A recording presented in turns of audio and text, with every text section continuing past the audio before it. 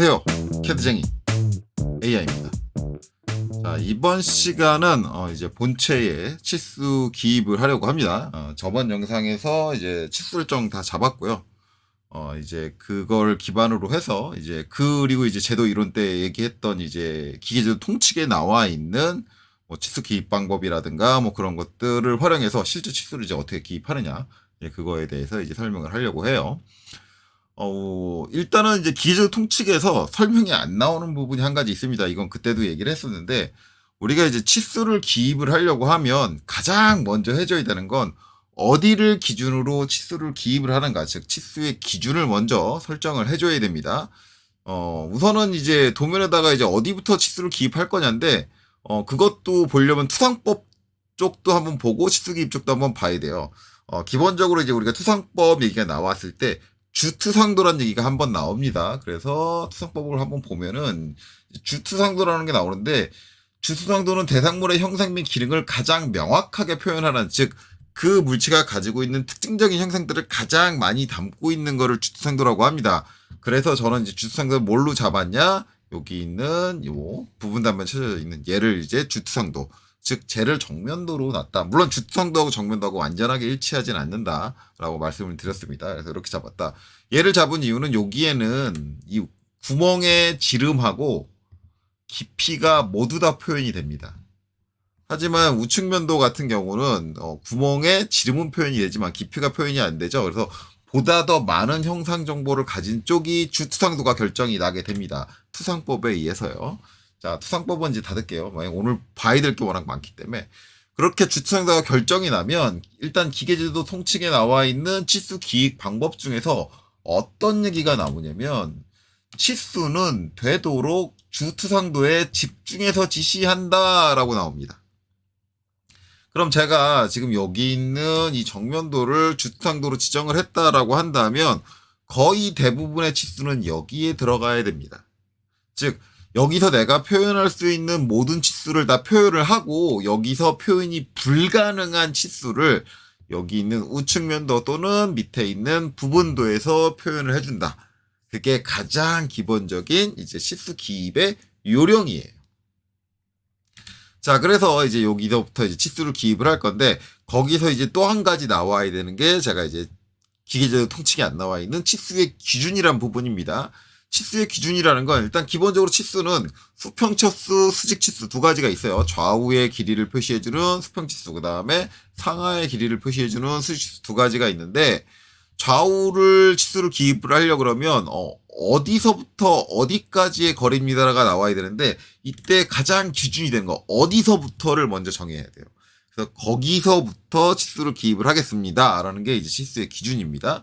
자, 그리고 이제 상하도 마찬가지죠. 위아래에서 똑같이 그런 걸 잡아야 되는데, 일단 좌우 수평 치수를 가지고 먼저 얘기를 하면 내가 이제 치수의 기준을 여기를 잡아줄 수 있어요. 좌측 끝 여기가 치수의 기준이야 라고 하면 이제 여기서부터 치수가 얼마만큼 나옵니다 라고 이렇게 기입을 해주는 거고, 꼭 내가 좌측을 기준으로 잡는 게 아니라 아니야 나는 우측을 기준으로 잡을 거야 그러면 우측을 기준으로 잡아줄 수도 있어요. 그럼 여기서부터 치수가 이렇게 나온다 라는 거죠. 어찌됐든 어디서부터 치수를 측정을 할 거냐가 나오는데, 이 기준이 정해지면 치수가 나가는 방향이 정해져요. 그래서 이제 간단하게만 한 가지 이제 말씀을 드리면, 만약에 내가 이제 좌측을 기준으로 잡았다라고 한다면 치수가 어떻게 되느냐? 여기서부터 여기까지 이렇게 치수가 하나 기입돼요. 지금 제가 도면층을 치수로 안 바꿨네요. 도면층부터 치수로 바꾸고요. 치수로 변경을 하고, 자, 여기서부터 여기까지 이렇게 치수가 왔습니다. 저거 지금 이제 저기 뚫려 있는 구멍, 그리고 이제 위로 돌출되어 있는 저 원기둥 형태의 중심이죠. 예. 그 중심인데 그 중심까지가 이렇게 됩니다라고 기입을 하면, 그 다음에 이제 또 필요한 게 요 리브 끝단까지 거리가 얼마다라고 필요하니까 이제 이렇게 기입합니다. 이렇게 병렬로 나눠서 기입하게 되죠. 같은 기준을 가지고 치수를 기입하게 되면 무조건 병렬 치수 기입이 됩니다. 이렇게 되는 거예요. 만약에 내가 여기 치수를 처음에 내가 기준을 여기를 잡았는데, 아니야 난 저기 치수는 저기 선까지 지워버렸네요. 내가 처음에 기준을 여기를 잡았는데, 만약에 내가 저 리브에 대한 치수를 이렇게 기입한다. 이거는 근본적으로 잘못된 겁니다. 이렇게 되면은 뭐가 되냐면 기준이 두 개가 되는 거예요. 여기가 기준, 여기가 기준. 근데 우리가 도면에서 치수를 기입할 때 가장 기본이 되는 기준은 무조건 한 개입니다. 즉 내가 처음에 왼쪽을 기준으로 잡을 거야 했으면 무조건 왼쪽에서부터 치수가 나가는 거고, 그렇죠? 오른쪽을 기준으로 잡았으면 무조건 오른쪽에서부터 치수가 나간다. 이런 룰들을 이제 지켜줘야 되기 때문에 가장 처음에 해야 되는 건 어디를 기준으로 치수를 기입할 겁니까? 정해줘야 되는데, 지금 이 형상에서 좌우는 솔직히 어느 한쪽이 기준이 되면 안 됩니다. 왜냐하면 기본적으로 이 형태는 대칭이에요. 자, 대칭의 형상을 가진 제품이 이제 도면을 보고 제작을 했을 때 항상 똑같은 형태가 나와 주려면 기본적으로 그 치수의 기준은 대칭의 정중앙, 중심선이 됩니다. 여기를 기준으로 해야 된다. 그래서 기본적으로 이제 대칭 형상, 물론 모든 대칭 형상에다 무조건 대칭의 중앙에서만 중앙을 기준으로 치수를 기입해야 된다. 이렇게 이제 얘기되진 않는데, 간혹가다 이제 특수한 경우에는 한쪽 끝에서부터 대칭이어도 그렇게 기입하는 경우가 있기는 한데, 지금 이 형상 같은 경우는 대칭 정중앙을 기준으로 치수를 기입을 해야 됩니다. 특히나 이 형상 같은 경우는 형상 자체가 주물이에요. 주물이다 보니까 여기 주물의 특성상 가공 치수 공차와 주물 치수 공차가 서로 섞여 있거든요. 혼재하게 되는데, 이럴 때 이제 주물 표면과 가공의 기준들이 섞이게 되면 그 공차의 적용이 상당히 애매하게 됩니다. 그럴 때 특정 뭐 주물면을 기준으로 삼는다든가 이런 거는 이제 좋지 않은 행위가 되거든요. 그래서 더더욱이나 이제 이 형상은 가운데 있는 중앙을 기준으로 치수를 기입을 한다. 그럼 이제 중앙을 기준으로 하려면 원래 원칙적으로 어떻게 기입을 해야 되냐면, 중앙이 기준이니까 중앙에서부터 여기까지 치수가 이렇게 나오는 거예요. 가장 이제 원래 대칭 치수의 기본적인 의미는 이렇습니다. 그리고 대칭이니까 여기서 반대쪽 똑같이 이렇게 가는 거예요. 원래 의미는 이건데, 이렇게 하면 치수가 중앙을 기준으로 하면 너무 많아져요. 개수가 무조건 중앙을 기준으로 양쪽으로니까 좌우로 가야 되는데, 어차피 이 두 값이 같은 값이에요. 그렇죠? 그렇기 때문에 이렇게 기입하지 않고, 그러면은 이렇게 한쪽만 기입을 하느냐, 이렇게 되면 치수가 한쪽이 비게 되기 때문에 도면 자체가 되게 밸런스가 맞아 보이질 않아요.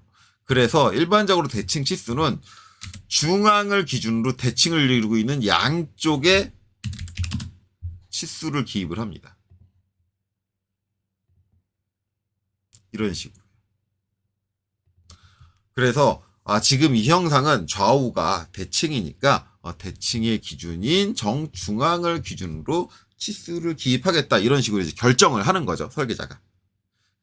그래서 이렇게 이제 기준을 먼저 정해줘야 된다. 그 다음에 이제 높이 치수도 이제 수직 치수죠. 수직 치수 기준을 정해야 되는데, 기본적으로 이제 위아래는 대칭이 아니죠. 형상이 대칭이 아니에요. 그러면 이제 바닥에서부터 잡을 거냐 아니면 위에서부터 잡을 거냐인데, 이 형상은 위에를 치수 기준으로 잡을 수가 없습니다. 왜냐하면 이 우측면도에서 보면 원형이에요. 원형이면 이 원의 이제 요 사이드 표면을 기준으로 이제 치수를 기입하는 경우는 거의 없습니다. 그렇기 때문에 되게 안 좋은 방식이고요. 기본적으로 이제 바닥이 평평하고, 실질적으로 이제 이 조립품, 제가 조립도도 갖다 놨는데, 이 조립품이 안착될 때 어디가 안착되나요? 바닥이 안착되죠. 그래서 이럴 때는 바닥이 기준이 됩니다. 얘는 이제 선택의 여지가 없는 거죠. 무조건 바닥이 기준이다 라고 하는데, 실제 가공적인 입장에서 보면은 이 바닥이 기준이냐? 아닙니다. 이게 이제 우리가 도면에 기입하는 치수적인 기준하고 실제 이제 가공에서 사용하는 가공 기준하고는 좀 개념이 다른데, 얘는 바닥이 기준이 아니고요. 어디가 기준이냐? 얘는 이 원의 중심, 여기가 기준입니다. 왜냐하면 이게 주물이기 때문에 그래요. 주물로 이제 요 바깥쪽 원형의 형상이 먼저 나오거든요. 이 형상이 먼저 나오고, 안쪽에 뚫리는 구멍이 이 원과 중심이 맞아지는 형태로 이제 구멍이 뚫려줘야지 우리가 커버를 조립할 때 커버가 한쪽이 이제 튀어나온다든가 한쪽으로 쏠린다든가 그런 일이 없거든요. 그렇기 때문에 얘가 주물이라고 한다면 주물로 바깥쪽 원형이 먼저 생성이 되고, 이 원의 중심을 찾아가지고 여기다가 구멍을 뚫어주게 되고, 그 구멍의 중심으로부터 요 바닥면까지 높이를 맞춰서 가공을 하게 됩니다. 그래서 원칙적으로 이 형상의 가공의 이제 기준은 여기 있는 요 중심선이다. 뭐 이런 것도 이해를 하셔야 돼요.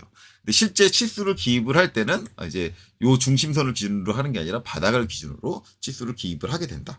이렇게 되는 거죠. 그래서 이제 실제 이제 우리가 가공의 기준과 그다음에 이제 우리가 도면에 기입하는 치수의 기준들 이런 것들도 관계성을 이제 잘 생각할 필요가 있어요.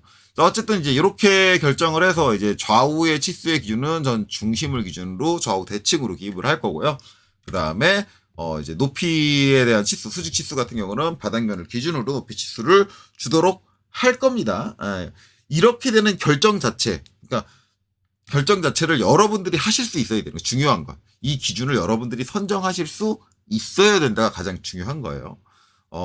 선생님이 이제 대칭이니까 가운데 요 중심을 기준으로 잡았잖아요. 이 결과가 중요한 게 아니라 제가 왜 가운데를 기준으로 잡았는가? 여지껏 제가 생각해온 프로세스 과정 자체가 중요한 거고요. 마찬가지 상하 기준을 잡는 것도 제가 왜 그렇게 잡았는가에 대한 프로세스가 중요하고 여러분들도 저랑 똑같이 판단을 해서 지금 형태와 다른 형태가 나오더라도 여러분들을 스스로 혼자서 치수의 기준을 정해주실 수 있을 때까지 학습을 하셔야 됩니다. 그러려면 좀 더 다양한 형태를 그려보고 다양한 형태의 치수를 기입을 해보면서 실수도 해보고 실패도 해보고 잘못도 기입해보면서 여러분들이 경험적으로 좀 더 제대로 된 기준을 선정하는 방법을 익히셔야겠죠.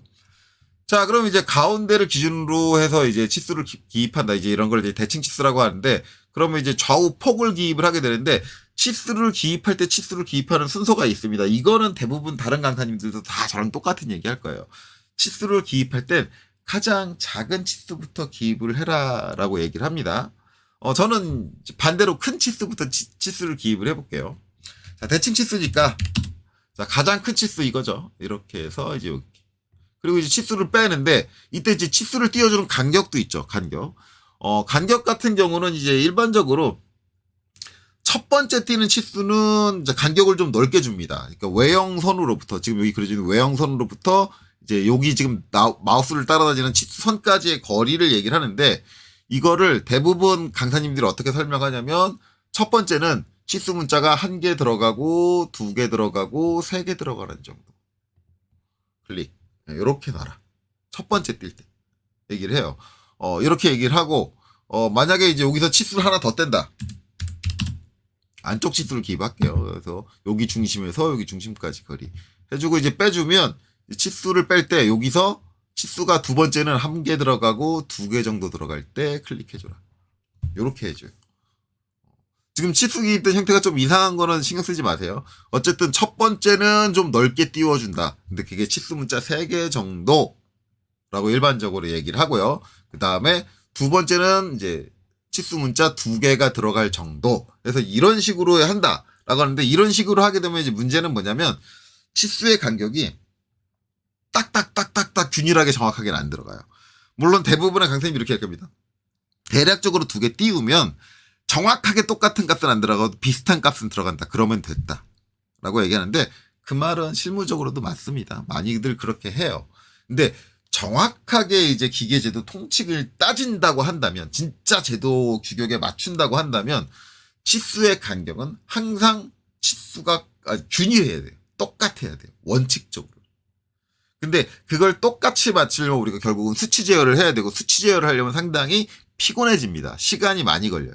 그럼 업무 효율이 떨어지고, 그러니까 일반적으로 지금 방금 전에 제가 보여드렸던 것처럼 대부분의 사람들이 저렇게 통상적으로 눈대중으로 치수 문자를 가지고 처음에는 치수 문자 3개 들어갈 정도, 두 번째는 이제 2개 들어갈 정도, 이렇게 띄워준다.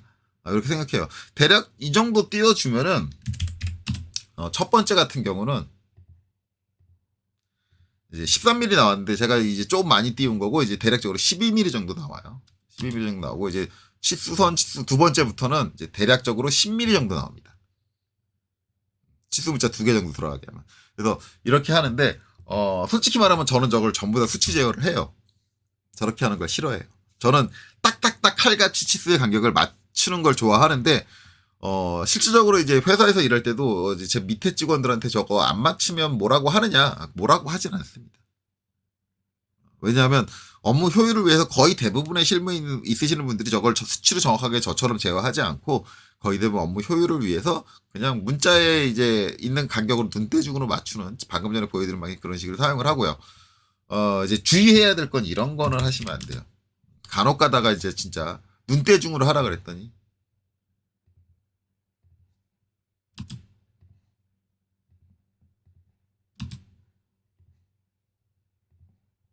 이렇게 해놔요. 간격이 들쭉날쭉이죠.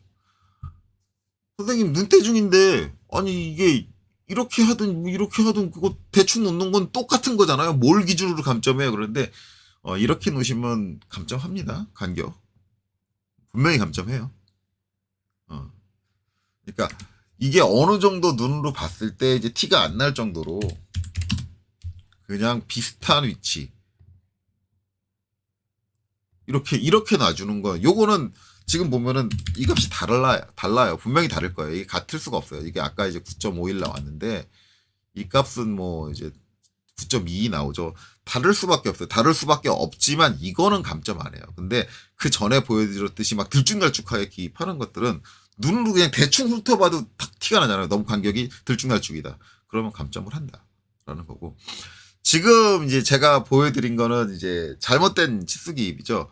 왜 작은 치수부터 먼저 기입을 해야 되느냐, 그렇죠? 큰 치수부터 이제 먼저 기입을 해가지고 차례대로 이렇게 놓다 보니까 어떤 일이 발생을 하나요? 여기 치수 보조선과 치수선이 크로스돼서 싸우죠. 그래서 이렇게 기입하면 안 된다. 그래서 흔히 얘기할 때 삼각형을 얘기하는데 삼각형, 선생님 이것도 삼각형인데요? 그러니까 삼각형이라는 건 요 치수선 끝단을 대략적으로 이은 직선을 얘기를 해요. 그래서 이제 이렇게 보면 이렇게 이어지죠. 여기서 이제 이렇게 이어지고.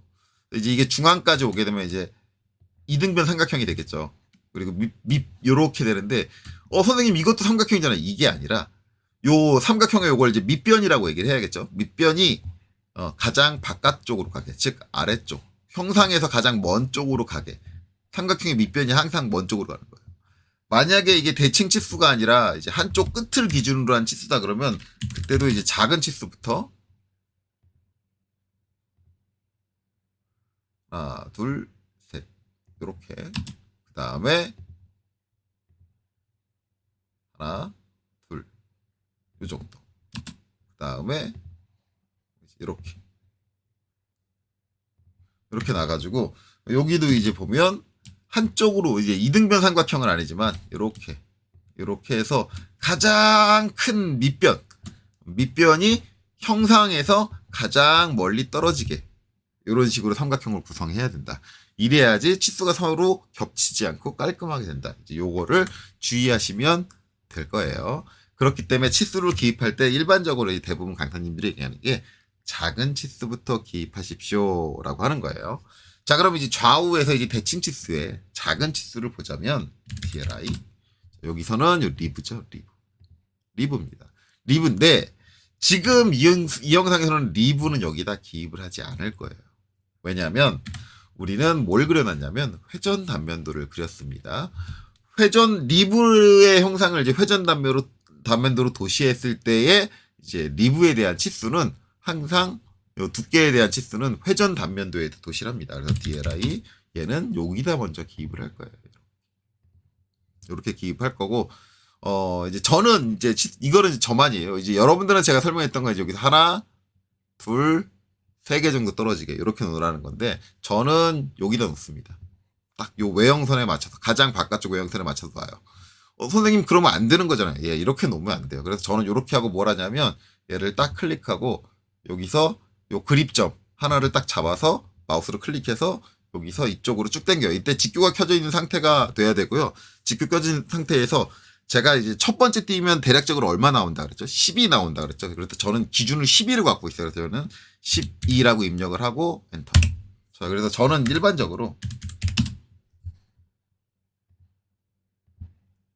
정확하게 12mm가 나오도록 기입을 하는 편입니다. 근데 이것까지 선생님하고 똑같이 해야 돼. 선생님하고 똑같이 그런 방식으로 되게 번거로울 것 같은데 맞춰야 되나요? 이것까지는 제가 여러분들한테 강요는 못 드려요. 이거는 이제 제 스타일이다. 근데 실제적으로 이제 저처럼 치수를 저렇게 딱딱 맞춰가지고 치수를 기입한 도면과 그다음에 눈대중으로 대충 기입한 도면을 보면은 눈대중으로 대충 기입한 도면은 솔직히 말하면 보기 싫어요. 이거는 제가 회사 다닐 때 이제 제 위에 고참들도 다 인정했던 거예요. 네가 그린 도면은 보기 좋고 보기 편하고 깔끔해 라는 얘기를 해요. 근데 그분들이 늘 생각하는 게 하지만 너처럼 치수를 기입을 하려면 업무 시간이 너무 많이 낭비가 돼. 효율적이지 못해 라고 얘기를 하죠. 그러니까 그거는 이제 뭐 도면을 그리는 사람의 성격에 따라 달라지는 거니까 그것까지는 이제 누가 강제할 수는 없다. 근데 원칙적으로는 저처럼 특정한 기준을 갖고 딱딱 항상 균일하게 이제 맞게 나오는 게 좋다. 그래서 저는 이제 치수 문자 높이가 3.5면 첫 번째 뛰는 건 12mm를 띱니다. 만약에 이 치수 문자 높이가 2.5다 그러면 첫 번째 뛰는 걸 한 10mm 정도 띄워줘요. 자, 그래서 이제 요 가장 이제 작은 폭은 이제 여기다 기입을 했다. 라고 하는데, 만약에 이제 인벤터 같은 거 쓰시는 분들, 제가 저번에 얘기할 때 특수수상 적용할 때 얘기했을 때 인벤터는 굳이 이거 그리지 마세요라고 제가 얘기했잖아요. 만약에 이제 제가 인벤터에서 그려놓고 치수 기입을 한다 그러면 이제 여기 첫 번째 나오는 치수는 아마 요 두께가 될 겁니다. 자, 그렇게 되고요. 자, 그 다음으로 보면은 이제 우리가 줘야 되는 게 요게 리브 돌출된 거예요. 리브 돌출된 거. 그런데 어떤 분들 이런 얘기하는 분들이 있어요. 가장 많이 하는 실수가, 선생님, 요 포인트보다 더 안쪽에 있는 포인트가 있습니다. 바로 요점입니다. 이거 먼저 기입하셔야죠. 얘가 더 작은데. 이렇게 기입하셔야죠. 예, 여기 기입하시면 안 되죠. 왜냐하면 이거는 뭐예요? 원형이에요. 원형에 대한 치수는 항상 중심을 기준으로 대칭 치수 형태로 기입을 합니다. 이거는 원의 지름이니까 얘는 이렇게 기입돼야 되는데 여기다 기입 안 한다 그랬죠. 왜요? 이렇게 기입하면 얘랑 싸웁니다. 그리고 여기에 대한 치수는 여기 우측면도에 있어서 충분히 기입할 수 있기 때문에 여기다 기입하지 않을 거예요. 선생님, 아까 우리가 봤을 때 웬만한 것들은 다 주투상도에 집중을 한다 라고 얘기를 했다. 그렇게 얘기를 하는데 주상도에 집중하는 건 맞는데 여기 보면 표현이 좋지 않다. 이런 것들은 표현이 깔끔한 쪽으로 옮겨준다. 즉 지금 저 치수를 여기다 표현하는 건 주투상도에 표현하는 건 적절하지 못한 거고, 적절하지 못하다는 얘기는 저기서 치수 표현이 불가능하다라고 볼 수도 있습니다. 그런 치수들은 좀 더 치수 표현이 명확한 쪽으로 옮겨서 해주는 게 맞습니다. 그렇기 때문에 여기 있는 이 말을 무시하고 옮겨서 기입한다고 해도 오히려 옮겨서 기입해주는 게 더 적절한 표현이지, 여기다 그냥 이 말만 가지고 다 억지로 그냥 우겨넣는 건 아니다라는 것까지 아셨으면 좋겠어요. 그래서 이제 여기에 대한 치수는 여기 기입 안 할 거고요. 그러면 이제 요 점은 지름에 해당하는 거니까 이제 여기서 요 대칭 치수로 기입하는 게 아니고, 그 다음에 이제 있는 거는 요 리브의 전체 두께죠. 이렇게 기입을 해요. 그래서 저는 여기서 이렇게 외형선, 제가 아까 얘기했죠. 여기에 딱 맞춰 내려놓고 여기서 밑으로 12mm, 처음이죠. 얘가 첫 번째 나오는 거니까 이렇게 해준다. 다시 한번 얘기하지만 저처럼 이렇게 치수를 정확하게 맞추는 거는 꼭 따라 하시지 않으셔도 돼요. 그리고 이 치수 정확하게 맞추는 방법은 요거 말고 한 가지 더 있어요. 뭐가 있냐면, 이제 저 말고 다른 분들은 어떤 식으로 하냐면, 치수 딱딱 맞추는 걸 좋아하시는 분들, 어떤 분들은 이렇게 해요. 옵셋 12. 처음에 이걸 미리 12mm를 옵셋을 하고요. 그 다음에 옵셋 10 한 다음에 다중 M 해가지고 얘 선택하고 나서 다중 M 한 다음에 한 번, 두 번, 세 번, 네 번, 다섯 번 이렇게 해놔요. 이렇게 여러 번 해놓는 게 내가 치수를 몇 개를 뺄지 모르니까 그래요. 그래서 이렇게 빼놓고 나서 DLI 착하고 여기 딱 붙여주고, 그 다음에 착하고 여기 딱 붙여주고, 착하고 여기 딱 붙여주고, 여기 이제 치수 딱 표현 끝났네. 그럼 이제 얘를 딱 선택해서 델리트. 이렇게 해주시는 분들 계세요. 네. 치수 이렇게 하면 이것도 정확하게 맞죠. 네. 그래서 정확하게 맞추는 성격을 가진 분들은 저렇게 하고, 이제 저는 이제 굳이 저렇게 옵셋은 하지 않고요. 저는 이제 땅 찍어서 이렇게 찍어주고, 첫 번째 12mm니까 여기 그립점 잡아서 12mm를 내려줘요. 그리고 그 다음으로 이제 작은 치수는 여기 중심에서 중심, 구멍 사이 거리죠. 구멍 사이 거리. DLI 땅. 그 다음에 이제 첫 번째 치수선하고 똑같은 위치에 놓습니다. 그리고 나서 여기서 저는 몇 미리 띄운다? 요 그립점 적어서 10mm. 그리고 이제 DLI 땅. 이제 가장 넓은 치수죠. 여기 잡고 그립점 적지 않고 스트레치로 해줄 수도 있어요. 스트레치로 내려서 10mm. 이렇게 해서 기입을 해준다. 그래서 이제 여기 치수, 지금 여기서 보이는 요 하단부에 있는 이제 좌우 수평 치수 같은 경우는 이제 이렇게 기입해주면 다 기입이 될 것 같고요. 지금 보면 이제 치수에 별다른 이제 공차 표시를 안 했어요. 그러면 이제 이 치수들은 다 뭐에 이제 의거한다? 여기 있는 이 치수들은 전부 다 일반 공차에 의거해서 이제 공차값이 지정이 된다. 그래서 일반 공차는 우리가 일반적으로 치수를 기입을 하고 표현을 하지 않는다라고 제가 말씀을 드렸습니다. 그렇게 말씀을 드렸고, 그 다음에 이제 일반 공차인데 이게 일반 공차에서 적용을 받는 일반 공차가 달라요. 여기 보시면 여기 54. 이 54는 여기가 주물면이에요. 그래서 여기는 주물의 일반 공차. 그렇고요. 그 다음에 여기는 뭐냐면 요 구멍의 중심입니다. 구멍의 중심. 그러면 여기 있는 일반 공차는 중심거리 허용차입니다. 중심거리 허용차. 개념이 달라요. 그리고 이제 요 90은 여기 주물면이에요. 그래서 얘는 주물에 일반 공차를 적용받습니다. 이런 것들도 여러분들이 이해를 하셔야 돼요. 어느 공차다. 그래서 공차의 범위가 달라요, 다. 여기는 이제 54하고 94는 이제 똑같은 주물이니까 공차의 기준은 똑같을 텐데 이 길이 값이 다르니까 공차 값이 좀 달라질 거고, 얘는 이제 중심거리 허용차입니다. 선생님, 중심거리 허용차는 정밀공차만 있는 게 아닌가요? 이렇게 생각하시는 분들이 계실 수도 있는데, 중심거리 허용차도 정밀공차만 있는 건 아닙니다. 이제 우리가 시험 때 보는 이제 국가기술 자격, 이제 여기 실기 시험용 KS 기계제도 교육, 이게 이제 시험 때 제공되는 이제 교육표죠. 여기를 기준으로 해서 이제 중심거리 허용차를 보시면 나와 있는 게 1급, 2급이 있는데, 일반적으로 대부분 어딜 쓰라고 하냐면 2급을 쓰라고 합니다. 2급이 뭐냐면 정밀공차예요. 1급은 뭐냐? 1급은 초정밀입니다. 초정밀은 뭡니까? 일반적으로 이건 이제 측정 장비, 게이지, 그래서 절대적으로 이제 공차가 적은, 그러니까 어떤 표준이라든가 뭐 그런 걸 정하는 이제 그런 특수한 장비들, 그런 거고, 일반적인 기계의 정밀은 2급입니다. 근데 이제 이게 1급, 2급만 있는 게 아니라 실제 KS 규격상에 보면은 중심거리 허용차가 이렇게 있죠. 0급부터 4급까지. 그래서 일반 공차, 그러니까 중심거리 허용차의 일반 공차는 뭐냐면 4급입니다. 이게 어떻게 보면은 이제 기계 가공에 우리가 또 가공의 일반 공차가 있죠. 가공의 일반 공차도 이제 급수가 있습니다. 우리가 이제 M급 쓰는데 M급은 뭐예요? 미들 중간급이죠. 중간급. 우리가 일반적으로 그러니까 여기 기입된 거 나중에 이제 주소에다가 무슨 급 그렇게 적어주는데 그게 M급이죠. M급이 이제 일반. 그래서 이제 기본적으로 우리가 지금 사용하고 있는 이 도면에 이제 들어가는 일반 공차라는 건 이제 중간급인데, 일반 공차도 이제 중간급이 아니라 정밀급이 있어요.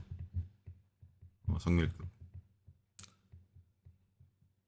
인데 요 4급이 그 중심거리 허용차는 요 4급에 나오는 요 값이 그러니까 일반 공차의 정밀급에 해당합니다. 중심거리 허용차는 이제 일반적인 이제 거리 공차, 길이 공차, 그거에 정밀급에 해당하는 거를 이제 일반 공차로 써요. 중심거리 허용차는. 그리고 3급이 이제 얘는 이제 조금 미들급, 중간급이라고 하고요. 얘가 이제 일반급이고 중간급이고 이제 얘가 정밀. 그래서 시험 규격표에는 이 정밀부터 나와 있는 거죠. 이렇게 되는 겁니다. 그래서 그렇게 이해를 하시면 된다. 그래서 여기 있는 68이라는 치수는 여기 이제 4급의 영향을 받는다. 별도의 기입을 안 하면. 그렇게 생각을 하시면 돼요. 어차피 이건 시험 때 우리가 볼 수 있는 게 아니고 어차피 우리가 여기다 공차값을 적어주지 않기 때문에 크게 의미는 없겠죠. 이렇게 됩니다. 그래서 중심거리 허용차랑 뭐 저런 것들을 이제 따라서 달라진다. 뭐 이렇게 이해하시면 되고요. 이제 좌우 폭에 대한 치수는 이제 바닥 쪽은 이제 이렇게 기입했습니다. 정면대는 기입할 수 있는 거 이제 다 했고요. 그럼 이제 위쪽으로 가야죠. 자, 위쪽도 이제 좌우 폭에 대한 치수가 있습니다. 어차피 요 중간에 대한 치수, 여기 이제 리브에 대한 치수는 요 아래쪽에 다 기입이 됐어요. 그러니까 이제 위쪽에서 이제 기입하는 치수는 순수하게 이제 이 원통 내부에 있는 치수들만 이제 우리가 기입을 해주면 됩니다. 작은 치수부터 기입을 한다 그랬죠. 근데 제일 작게 있는 게 요거다. 그래서 이제 이렇게 기입하면 되느냐? 이렇게 기입하면 되느냐? 당연히 안 되겠죠. 왜? 이건 나사입니다. 그렇죠? 나사니까 나사의 호칭 지금 여기 앞나사잖아요. 앞나사의 호칭경은 어디예요? 여기 있는 가는 실선, 가는 실선 이게 호칭경이에요. 그렇죠? 그러니까 호칭경. 자, 여기서 여기 찍고 여기 찍어서 이렇게 올려줄 거고요. 그 다음에 여기를 딱 클릭을 해서 이제 얘는 처음에 나오는 거니까 12mm 이렇게 띄워줄 거예요. 자, 이렇게 되면 이제 치수 기입 끝난 거냐? 아니죠. 나사니까 나사의 이제 치수는 뭐예요? 나사의 규격을 적어줘야 되는 거죠. 그래서 지금 호칭경이 6이니까 요 앞에다가 이제 얘가 미터 보통 미터 나사니까 미터 나사 같은 경우는 뭘 붙여요? M. 그쵸? 그래서 M6이다. 그럼 얘가 미터 보통 나사냐? 이거 이제 그릴 때 내용으로 여러분들이 다시 돌아가서 보셔야겠지만 저희 이거 미터 보통 나사로 안 했습니다. 왜냐하면 여기 이제 문제에 이렇게 그려져 있었죠. 이렇게 그려져 있었고 이게 뭐다? 여기 있는 이 형태가 그리스 닛불이다. 그래서 이제 이거 그릴 때 저희가 어떻게 했냐면 여기 이제 국가 자격 여기서 맨 처음에 뭘 찾냐? 컨트롤 F 해서 그리스 찾아볼게요. 그럼 이렇게 그리스 닛불이라는 게 나오죠. 네. 그리스 닛불이 나와 있고 우리가 시험 때 볼 수 있는 요 자격 기준에서 그리스 닛불의 나사부의 호칭이 나와 있죠. 둘 중 하나입니다. M6에 0.75, MT6에 0.75. 이건 미터 테이퍼 나사, 사다리꼴 나사입니다. 근데 이걸 꼭 사다리꼴을 쓸 필요는 없다라고 제가 얘기했어요. 그래서 그때 저희는 뭘 했냐면 M6에 0.75면 가는 피치예요. M6에 가는 피치 0.75를 썼어요. 그러면 얘는 여기다가 뭘 써줘야 된다? 피치 값까지, 가는 피치를 썼으니까 피치 값까지 적어줘야 된다. 그래서 얘는 더블 클릭하고 뒤에 이제 곱하기는 속문자 X 쓰시면 되고요. ISO-CP 같은 경우는 이제 키보드에 곱하기, 컴퓨터의 키보드에 곱하기는 별표죠. 별표를 눌러도 이렇게 속문자 X가 나옵니다. 이게 폰트가 ISO-CP일 때지, 폰트가 이제 다른 폰트로 가면은 저 별표 누르면 별표로 나와요. 즉 만약에 저 폰트가 굴림이다. 굴림 같은 경우는 이제 트루 타입 글꼴이죠. 쉐입 타입 글꼴이 아니라 트루 타입 글꼴 같은 경우는 저 별표, 그러니까 우리 키보드에 있는 곱하기를 누르면 별표로 찍혀요. 그러니까 폰트에 따라 달라지니까 주의를 하셔야 되는데 이게 이제 자격증 시험 볼 때는 어차피 이제 폰트는 ISO-CP를 기준으로 사용을 하니까 이렇게 나올 거고요. 일반적으로 이런 한 칸 띄시는 경우도 있는데 저는 이제 이 나사 같은 경우는 한 칸 띄지 않고 그냥 0.75 이렇게 합니다. 중간에 이걸 띄었느냐 안 띄었냐는 중요하지 않아요. 그걸로 감점이 들어가지는 않습니다. 그래서 M6에 0.75 가는 나사니까 피치까지 적어주셔야 된다. 간혹 가다가 여기 대문자 X를 입력하시는 분들 계신데 이거는 감점 들어갑니다. 대문자 X 쓰시면 안 돼요. 대문자 X로 할 거면 소문자 X로 하세요. 이렇게 기입이 되고 그 다음으로 이제 큰 게 DLI 여기 직경이죠. 여기서부터 이제 여기까지. 그렇죠? 요 직경이 들어가고 얘는 여기서부터 한 칸 위로 올라와야 되니까 10mm 간격을 띄우겠죠. 그리고 이제 얘는 지름이죠. 구멍으로 뚫려 있는 거죠. 그래서 여기는 더블 클릭하고 앞에다가 프로프로 C 이렇게 붙여준다. 물론 이제 이거를 프로프로 C를 이제 저처럼 안 하고 어떻게 해줄 수도 있다. 선택하고 컨트롤 1번 눌러서 여기서 머리글로 1차 단위에서 치수 머릿말로 여기다가 프로프로 C 이렇게 해주는 방법도 있다. 그렇죠? 저기다가 이제 머리말로 프로프로 C를 해주면 좋은 게 뭐냐? 그 다음으로 우리가 기입해야 되는 치수가 이제 이 치수죠. 이 치수인데 DLI 이렇게 해서 이제 여기 찍고 그다음에 여기 10mm 올려주겠습니다. 10mm. 자 여기도 이제 10mm 구멍이 뚫린 거잖아요. 그럼 지름으로 표시해야겠죠. 그럼 앞에 이제 프로포로 C 붙여줘야 되는데 만약에 내가 머리글을 이용해서 프로포로 C를 썼다 그러면 뭐가 돼요? MA 속성복사 얘 찍고 얘 찍어주면 똑같이 이렇게 프로포로 C가 들어간다. 그렇죠? 그래서 머리글을 쓰면 이제 저런 점이 편하다. 근데 저는 일반적으로 머리글을 쓰지는 않아요. 이거는 이제 사람마다 이제 취향이긴 한데 머리글을 쓰지 않습니다. 그래서 이제 이렇게 기입이 가능하다. 그리고 나서 이제 그 다음 이제 요거보다 이제 작은 치수 대부분 생각하는 게 이겁니다. 그쵸? 여기서 그쵸? 여기까지. 요 안쪽에 이제 뚫려 있는 요 구멍의 이제 길이죠. 요 구멍의 길이 46.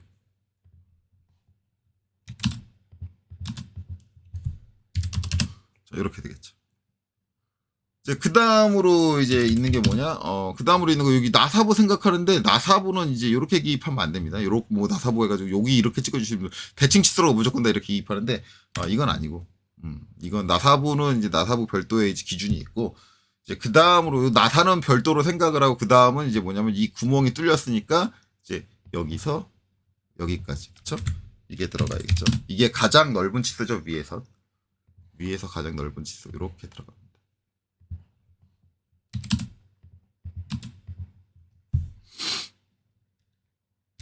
10mm 이렇게 들어가죠. 근데 지금 제가 이제 기입한 이 치수는 일단 잘못된 치수입니다. 치수 기입이 잘못됐어요. 선생님이 이제 치수 기입의 기준을 대칭이니까 정중앙으로 잡았고요. 그 중에 이제 작은 치수부터 차근차근 이렇게 병렬의 형태로 쌓아갔습니다. 잘못된 걸 전혀 모르겠는데요. 그쵸?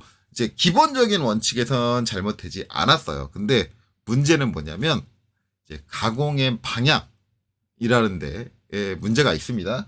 우리가 이제 치수를 기입을 하는데 기본적으로는 이제 내가 정한 기준을 기점으로 해서 치수를 기입하는 게 맞는데 이거보다 더 우선시되는 기준이 하나 있습니다. 내가 이제 치수를 어디서부터 기입할 거다라고 정한 기준보다 더 우선시되는 게 뭐냐면 작업할 때 작업 방향이에요. 왜냐면 이 작업 방향이 중요한 게 작업자가 이제 작업을 하려면 내가 여기서부터 어디까지 얼마만큼 가공해야 돼. 이 정보가 필요한데 이거를 무조건 내가 이제 도면에 잡아놓은 하나의 기준만 가지고 이제 해버리면 그거를 이제 작업자가 산출을 하려면 계산을 해가지고 산출을 해야 돼요.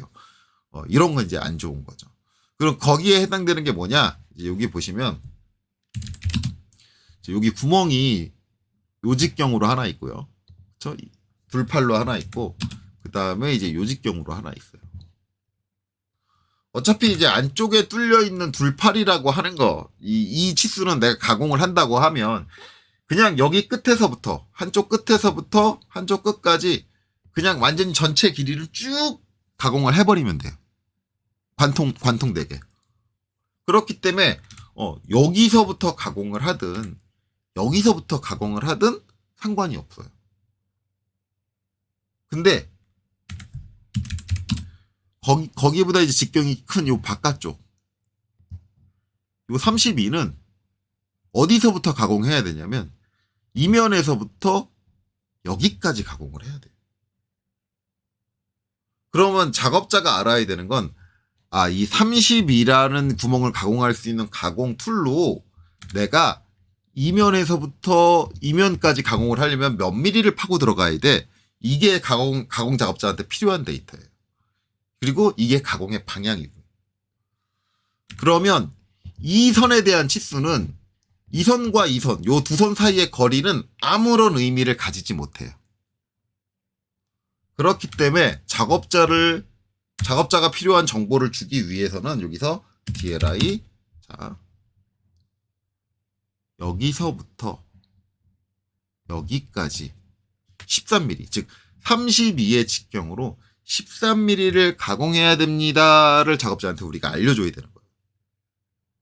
그렇기 때문에 가운데 대칭 기준으로 양쪽으로 기입을 하는 게 아니라 한쪽 끝에서 가공이 시작되는 쪽에서 가공이 끝나는 쪽까지의 이 거리를 이렇게 기입을 해줘야 되는 거죠.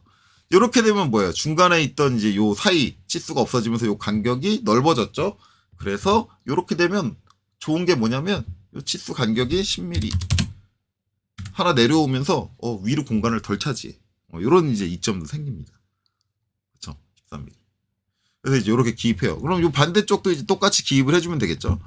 정확하게 대칭 형상이라고 하면 이제 이거를 이제 미러로 넘겨주면 될 겁니다. 이런 식으로. 그렇죠? 일단 넘기는 건 나중이고. 자, 어찌됐든 이렇게 기입을 했는데 또 한 가지가 있습니다. 또 한 가지가. 자, 이제 여기도 이제 공차들이 적용이 돼요. 공차가 적용되는데, 뭐, 나사 같은 경우는 어차피 나사의 가공법이 정해져 있기 때문에, 나사에다가 우리가 별도의 공차를 기입을 하진 않습니다. 하지만 나사도 이제 공차라는 개념이 있기는 해요. 근데 이거를 공차라고 얘기 안 하고, 나사의 그레이드, 등급이라고 얘기해요. 이제 별도의 표기 없으면 이제 일반 등급을 쓰는데, 조금 이제 정밀한 나사, 그러니까 갭이 좀 적어가지고 유격이 적은 나사를 사용을 한다 그러면 이제 등급 그레이드를 이제 명기를 해주는데, 일반적으로 자격증 시험에서는 이제 그레이드가 필요한 나사를 이제 사용하지 않습니다. 그냥 일반 등급을 사용하시면 되고, 그 다음에 여기 7파이 별도의 이제 공차가 기입이 안 됐으니까 일반 공차가 쓰일 거예요. 그 다음에 여기 10파이 일반 공차가 쓰이고, 그 다음에 이제 72 여기도 일반 공차가 쓰이고, 여기 13 여기도 일반 공차가 쓰이는데, 문제는 일반 공차가 쓰인다고 해서 다 이게 그냥 써도 되느냐? 그렇지는 않습니다. 일반 공차니까 그냥 써도 된다가 아니라, 기본적으로 이제 거의 대부분의 치수들은 이렇게 치수를 기입을 하고 일반 공차가 적용이 되는데, 여기서 설계자가 한 가지 생각해야 될 게 뭐냐면, 여기에, 이건 주물이죠. 주물에 일반 공차가 적용이 됐을 때, 공차 값은 이제 큰 값하고 작은 값이 있잖아요. 큰 값과 작은 값이 적용이 됐을 때, 문제가 있느냐 없느냐를 판단을 해야 돼요. 문제가 있느냐 없느냐를 판단해야 됩니다. 문제가 있느냐 없느냐를 판단하는 거는 이제 뭘 가지고 판단을 하느냐, 이제 여기 조립되어 있는 조립도를 기준으로 판단을 하는 거예요. 방금 전에 제가 이제 했던 요거 54. 원래 이제 원칙적으로 이 공차값을 찾아보려면, 이제 저게 주물 표면에 대한 이제 공차값이니까, 이게 뭘 가지고 찾아야 되면, 우리가 이제 주조품의 치수 공차에서 이제 KSB 0250 이걸 가지고 찾아야죠. 거기에 이제 우리가 CT 11등급 뭐 이렇게 사용을 한다라고 이제 주소에다가 적어주죠. CT 11등급. 그러면 이제 54에 대해서 CT 11등급에서 이제 쭉쭉쭉쭉쭉 54면 이제 54 해가지고 CT 11등급이면 4mm. 4mm면 적용되는 게 이제 어떻게 적용되느냐? 4mm를 반을 나누면 2mm죠. 그걸 또 반으로 나누면 이제 1mm죠. 옵셋 1. 그럼 얘 공차가 적용되면 얘는 요렇게 1mm, 요렇게 1mm. 이렇게 제작이 돼도 오케이. 이렇게 제작이 돼도 오케이. 요 사이에서 제작이 되면 된다. 이게 이제 양쪽으로 적용이 되는 거예요. 반대쪽. 이거는 제가 가상선으로 해줄게요. 가상선으로.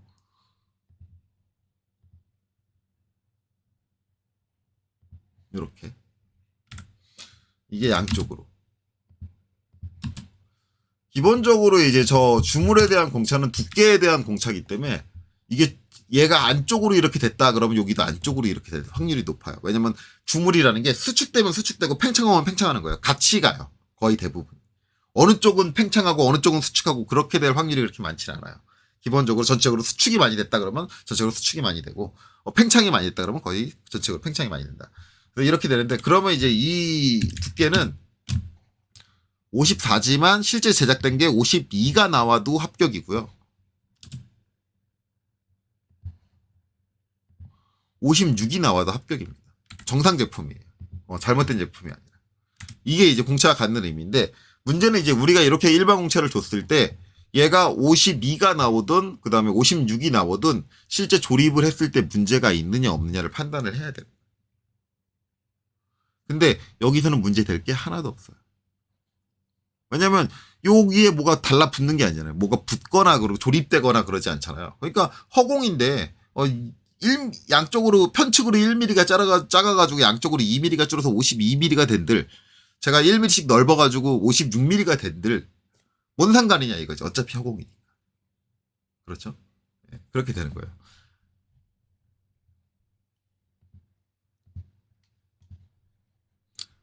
그렇기 때문에 이제 이쪽은 별 문제가 없으니까 그냥 일반 공차인 이 상태를 그대로 유지를 하는 거예요. 그 다음에 이제 68. 이게 이제 정확히 말하면 이제 중심거리 허용차라 그랬죠. 중심거리 허용차. 이거는 이제 정밀 공차가 아니니까 실제적으로 이제 우리가 이제 시험 때 볼 수 있는 케이스 교육에서 못 보는데, 얘가 일반 공차라면 4급이라 그랬잖아요. 그러면 이제 68이다. 68이면 여기서 50에서 80 사이. 그러면 0.015예요. 요 센터 사이 거리가 0.025 플러스 마이너스니까 0.015만큼 왔다 갔다 하는 거거든요. 그러면 이제 옵셋 0.0.015가 아니라 0.15죠. 0.15. 0.15 만큼 뭐 이쪽으로 갈 수도 있고 이쪽으로 올 수도 있어요. 이렇게 가는 거예요. 플러스 마이너스. 이게 0.015니까 이게 0.015가 이렇게 가는 게 아니라 이것도 전체 길이에 대한 거니까 반을 쪼개야 돼요. 반을 쪼개니까 0. 옵셋 작은 따옴표 CAL 반을 쪼개야 되니까 0.15 나누기 2 해가지고 이제 여기서 요렇게 요렇게 요렇게 요렇게 되는 거예요. 요 사이에서 그러니까 얘가 많이 벌어지면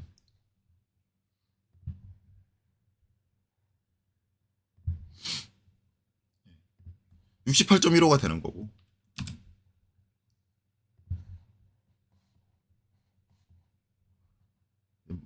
좁아지면 67.85가 된단 말이에요. 이렇게 되는 건데 이게 되게 이제 미세한 차이잖아요. 미세한 차이인데 이게 이렇게 벌어진다고 문제가 되느냐 안 되냐를 따져보면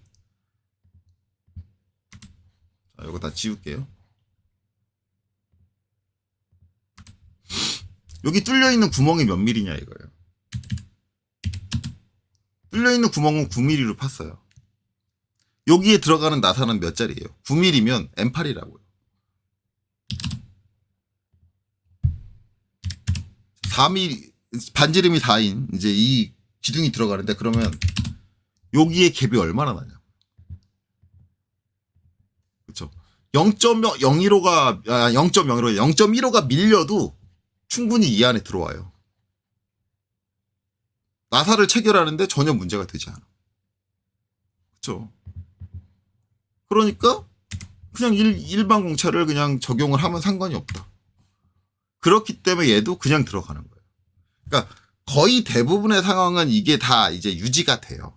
그렇기 때문에 일반적으로 이제 대부분 일반 공차 치수들을 기입을 할 때는 별도의 공차 값을 지정을 하지 않고 이제 그냥 두는데 가끔가다 시험에 보면 이게 여기에 공차 값이 어딘가 써 있는데 얘가 끼워 맞춘 공차도 아니야.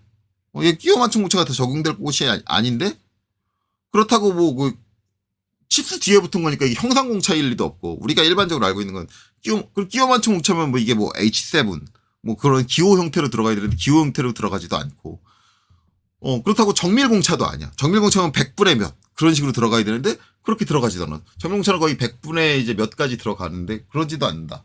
라고 하면 도대체 요 뒤에 붙은 이 공차는 대체 뭐냐라는 건데 이제 요 72가 이제 일반 공차잖아요. 일단은 기본적으로 이 형태가 이게 일반 공차가 나오면 되는데 이거는 이제 하나를 복사해서 해야 돼요.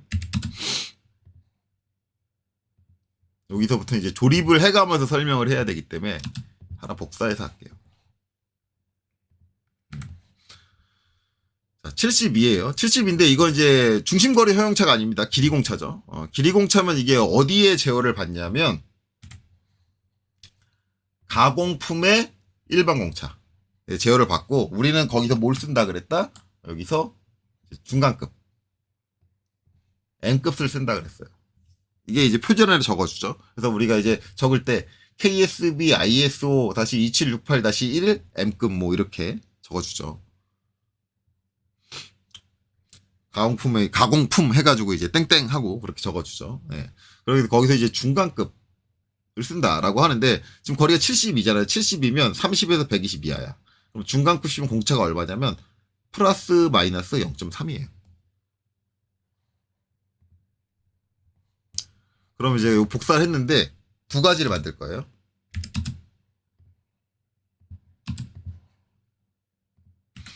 자, 요 거리가 이제 0.3이 더 길 수가 있고 0.3이 더 짧을 수 있는 거니까 이게 이제 어떻게 되냐면 그냥 스트레치로 그냥 한쪽 끝을 늘릴게요. 요 안쪽에 이것까지는 안 늘리고 요 끝에만 S.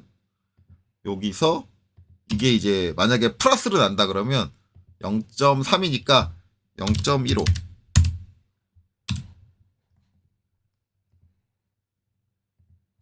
자, 여기 늘려줄게요. 0.15. 그러면 이제 전체 길이가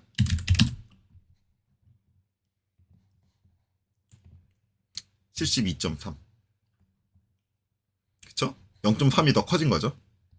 원래 치수가 72였으니까. 거기에다가 그거를 이제 요 구멍 깊이는 이거를 생각을 할 때, 나머지 조건은 다 정치수가 나온다고 이제 보고 해야 돼요. 그렇기 때문에 이렇게 그냥 끝단만 늘리면 구멍이 원래 13mm인데 이 13.15가 이제 커진 게 되니까 구멍은 이제 정치수가 나온다. 구멍의 깊이는. 그렇게 볼게요. 여기서 0.15 해가지고 구멍의 깊이는 원래 치수 13mm가 정확하게 나온다. 이걸 생각할 때 일반적으로 이렇게 생각하는 거예요. 이 공차에 대한 치수만 최대 또는 최소로 보내놓고 나머지 치수는 다 정치수야 라고 보는 거죠. 여기도 이제 한쪽만 저 끝을 잡아 당겼으니까 이게 0.15가 커져 있을 테니까 스트레치로 이렇게 잡아서 0.15 줄여줄게요. 이렇게 될 수가 있는 거고, 또 한 가지 경우는 스트레치 여기서 안쪽으로 0.15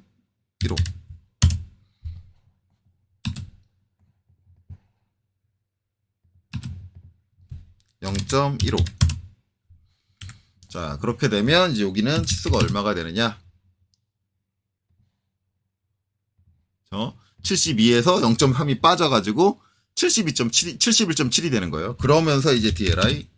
자, 여기는 13mm가 나와야죠. 여기는 13mm. 그러니까 여기는 스트레치로 0.15.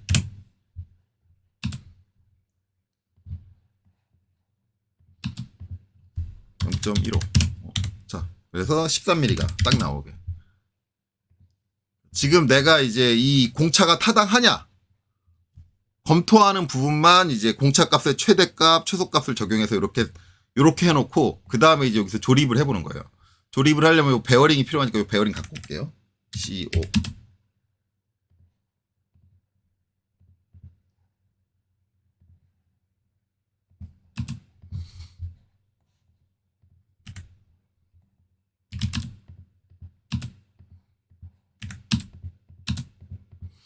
자, 이렇게 해서 이제 요 베어링은 제가 좀 컨트롤하기 편하게 하기 위해서 블록으로 갖다 붙일게요. 선택해서 이제 컨트롤 시프트 C 해가지고 요 중심을 잡고 여기서 이제 컨트롤 시프트 V. 물론 이제 베어링이 이렇게 생긴 게 아니라 이제 위아래가 다 있겠지만 한쪽 끝에만 붙일게요. 이제 여기 끝에 둥글기도 있어야 되는 얘 둥글기 없는데 그냥 무시하고 붙일게요. 어쨌든 이거 조립하면 이제 이렇게 붙이고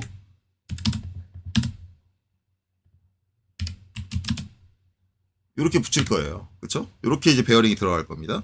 그쵸? 이게 지금 플러스가 나왔을 때예요. 그 다음에 이제 축은 우리 그려놨었죠. 축. 그쵸? 축 그려놨으니까 축도 이제 하나 블록으로 갖다 붙일게요. 이렇게 해서 컨트롤 시프트 C. 자, 여기 대충 중간 잡고요.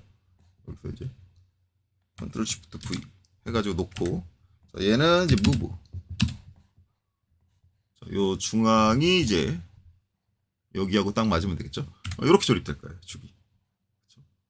축이 이렇게 조립되면 지금 이제 요 바깥이 넓어져 버리니까 뭐예요? 일단 여기가 떠요. 그쵸? 그럼 반대쪽도 넣으면.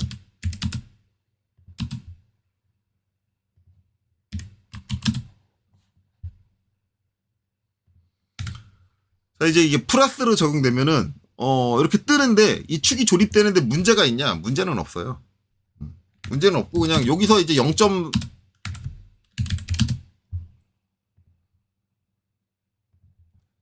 남으니까 이 0.3mm 남는 공간에서 이 좌우로 까딱까딱 놀겠죠, 조금 축이. 근데 이 노는 게 문제가 되느냐? 동작하는데 문제가 안 되면 전혀 상관이 없다. 까딱까딱 그정 0.3mm 노는 정도는 조립이 안 되는 것도 아니고, 그쵸? 이렇게 돼요. 이렇게 되는데 그 다음에 이제 요거를 이렇게 하는 게 아니라 이제 여기서 이제 우리 조립 끝내려면 뭐예요? 커버를 씌워야 될 거 아니에요. 그쵸? 커버 씌워야 되는데 중간에 뭐가 들어가요? 0.5mm의 가스켓이 들어가요. 그쵸? 그럼 이제 가스켓 공간도 해줘야 될 거 아니에요. 그러면 여기서 이제 옵셋 0.5 해가지고 가스켓은 우리 도면 안 그랬으니까 이렇게 0.5mm 띄워서 왠지 넓은 것 같다. 네. 다시 옵셋 0.5 네. 해가지고 0.5mm 이렇게 띄워주고, 그쵸? 반대쪽도 0.5 이렇게 띄워주고, 이제 사이에 이렇게 가스켓이 들어가겠죠? 가스켓이 들어가고, 이제 거기에 뭐예요? 뚜껑은 이제 저번에 이제 저희가 할 때 그려놨으니까 이거 이제 갖다 붙일게요. 컨트롤 시프트 C 여기 아무데나 하나 잡고, 그 다음에 여기서 컨트롤 시프트 V 이렇게 했어요. 갖다 놓고 이제 이거 조립해야 되잖아요. 무브. 자, 이게 이제 요 끝에 딱 닿게 이렇게 조립을 하겠죠. 이렇게 돼요.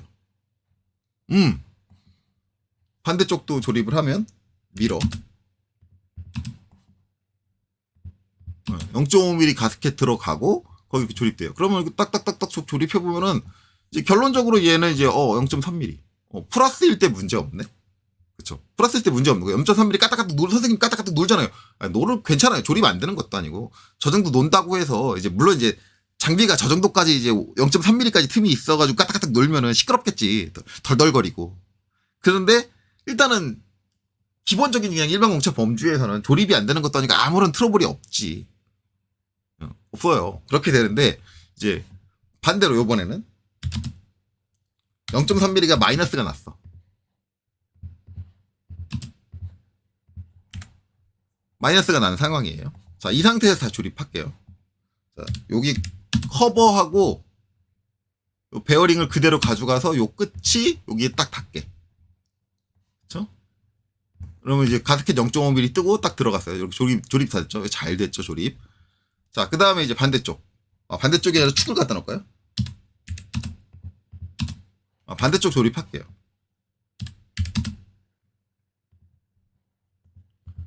반대쪽도 이제 요 끝을 이제 여기 딱 맞춰가지고, 이쪽 끝에다 딱 맞춰가지고, 이렇게 조립을 했어요. 그러면, 잘 들어가는 선생님 아무 문제 없는데요? 아직 축을 안 넣었잖아요. 그쵸? 그럼 축까지 넣을게요. 여기처럼, 요 베어링을 여기를 맞출게요, 여기. 여기 단위 딱 맞게, 여기를 맞출게요. 맞춰서 딱 넣을게요. 여기를 딱 맞춰서 이렇게 딱 넣을게요. 딱 넣고, 반대쪽을 딱 봐봐요. 이렇게 돼요. 얘가 축이죠. 이렇게 조립돼요. 0.3mm가 차이가 나는 건 똑같은데 조립이 안 돼 이렇게. 그러면 이제 어떻게 되냐면 결국은 이제 베어링이 얘가 여기를 차지하고 있으니까 베어링이 어떻게 돼요? 베어링이 0.3mm가 밀려요. 이렇게. 그쵸. 베어링이 0.3mm 밀리면 이 뚜껑이 베어링이 이제 끝단까지 딱 닿고 더 이상 못 들어올 거 아니에요. 그러면 어떻게 돼요? 얘가 밀려요. 밀리면 여기 가스켓이 0.5 우리가 0.5mm짜리 가스켓을 준비를 했는데 여기가 얼마가 나냐면 0.8mm예요. 그럼 0.3mm가 어떻게 돼요? 떠요. 뜨면 어떻게 돼요? 가스켓을 꼈다라는 건 안쪽에 있는 오일이 바깥으로 새지 않게 하려고 가스켓을 끼고 꽉 밀어붙인 건데 0.3mm가 떴어. 그러면 안쪽에 있는 오일이 질질 새겠네. 그리고 0.3mm가 뜨면 이게 사람이 육안으로 봤을 때 저게 뜬 게 보여요. 보이면 어떡하겠냐고. 완전히 밀착 안 됐으니까 어떻게 해? 작업자가 꽉 밀착시키려고 강제적으로 볼트를 강하게 조여가지고 돌리겠지. 그렇게 될 거 아니에요. 그쵸? 그러면 이제 문제가 뭐가 발생을 하냐면 이제 여기서 이제 베어링을 또 분해해서 봐야 돼요. 자, 베어링을 분해해서 볼게요. 베어링이 이제 구조가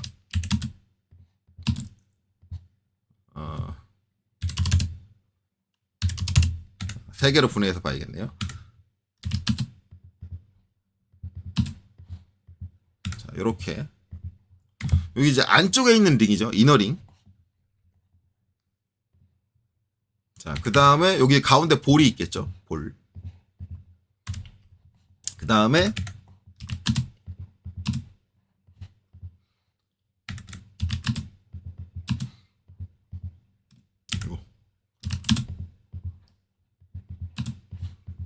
아우터링. 이렇게 돼 있어요. 그래서 아우터링, 그 다음에 볼, 이너링. 이렇게 이제 해가지고 이제 요 두 개의 링 사이에 볼이 들어가가지고 볼이 굴러가지고 마찰을 줄여주는 거잖아요. 자, 이걸 제가 조립을 할게요.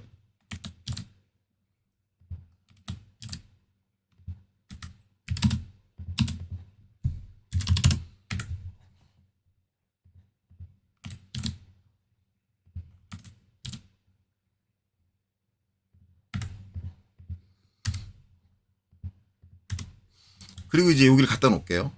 자, 얘를 없애고. 자, 여기가 이렇게 튀어나와요. 튀어나오면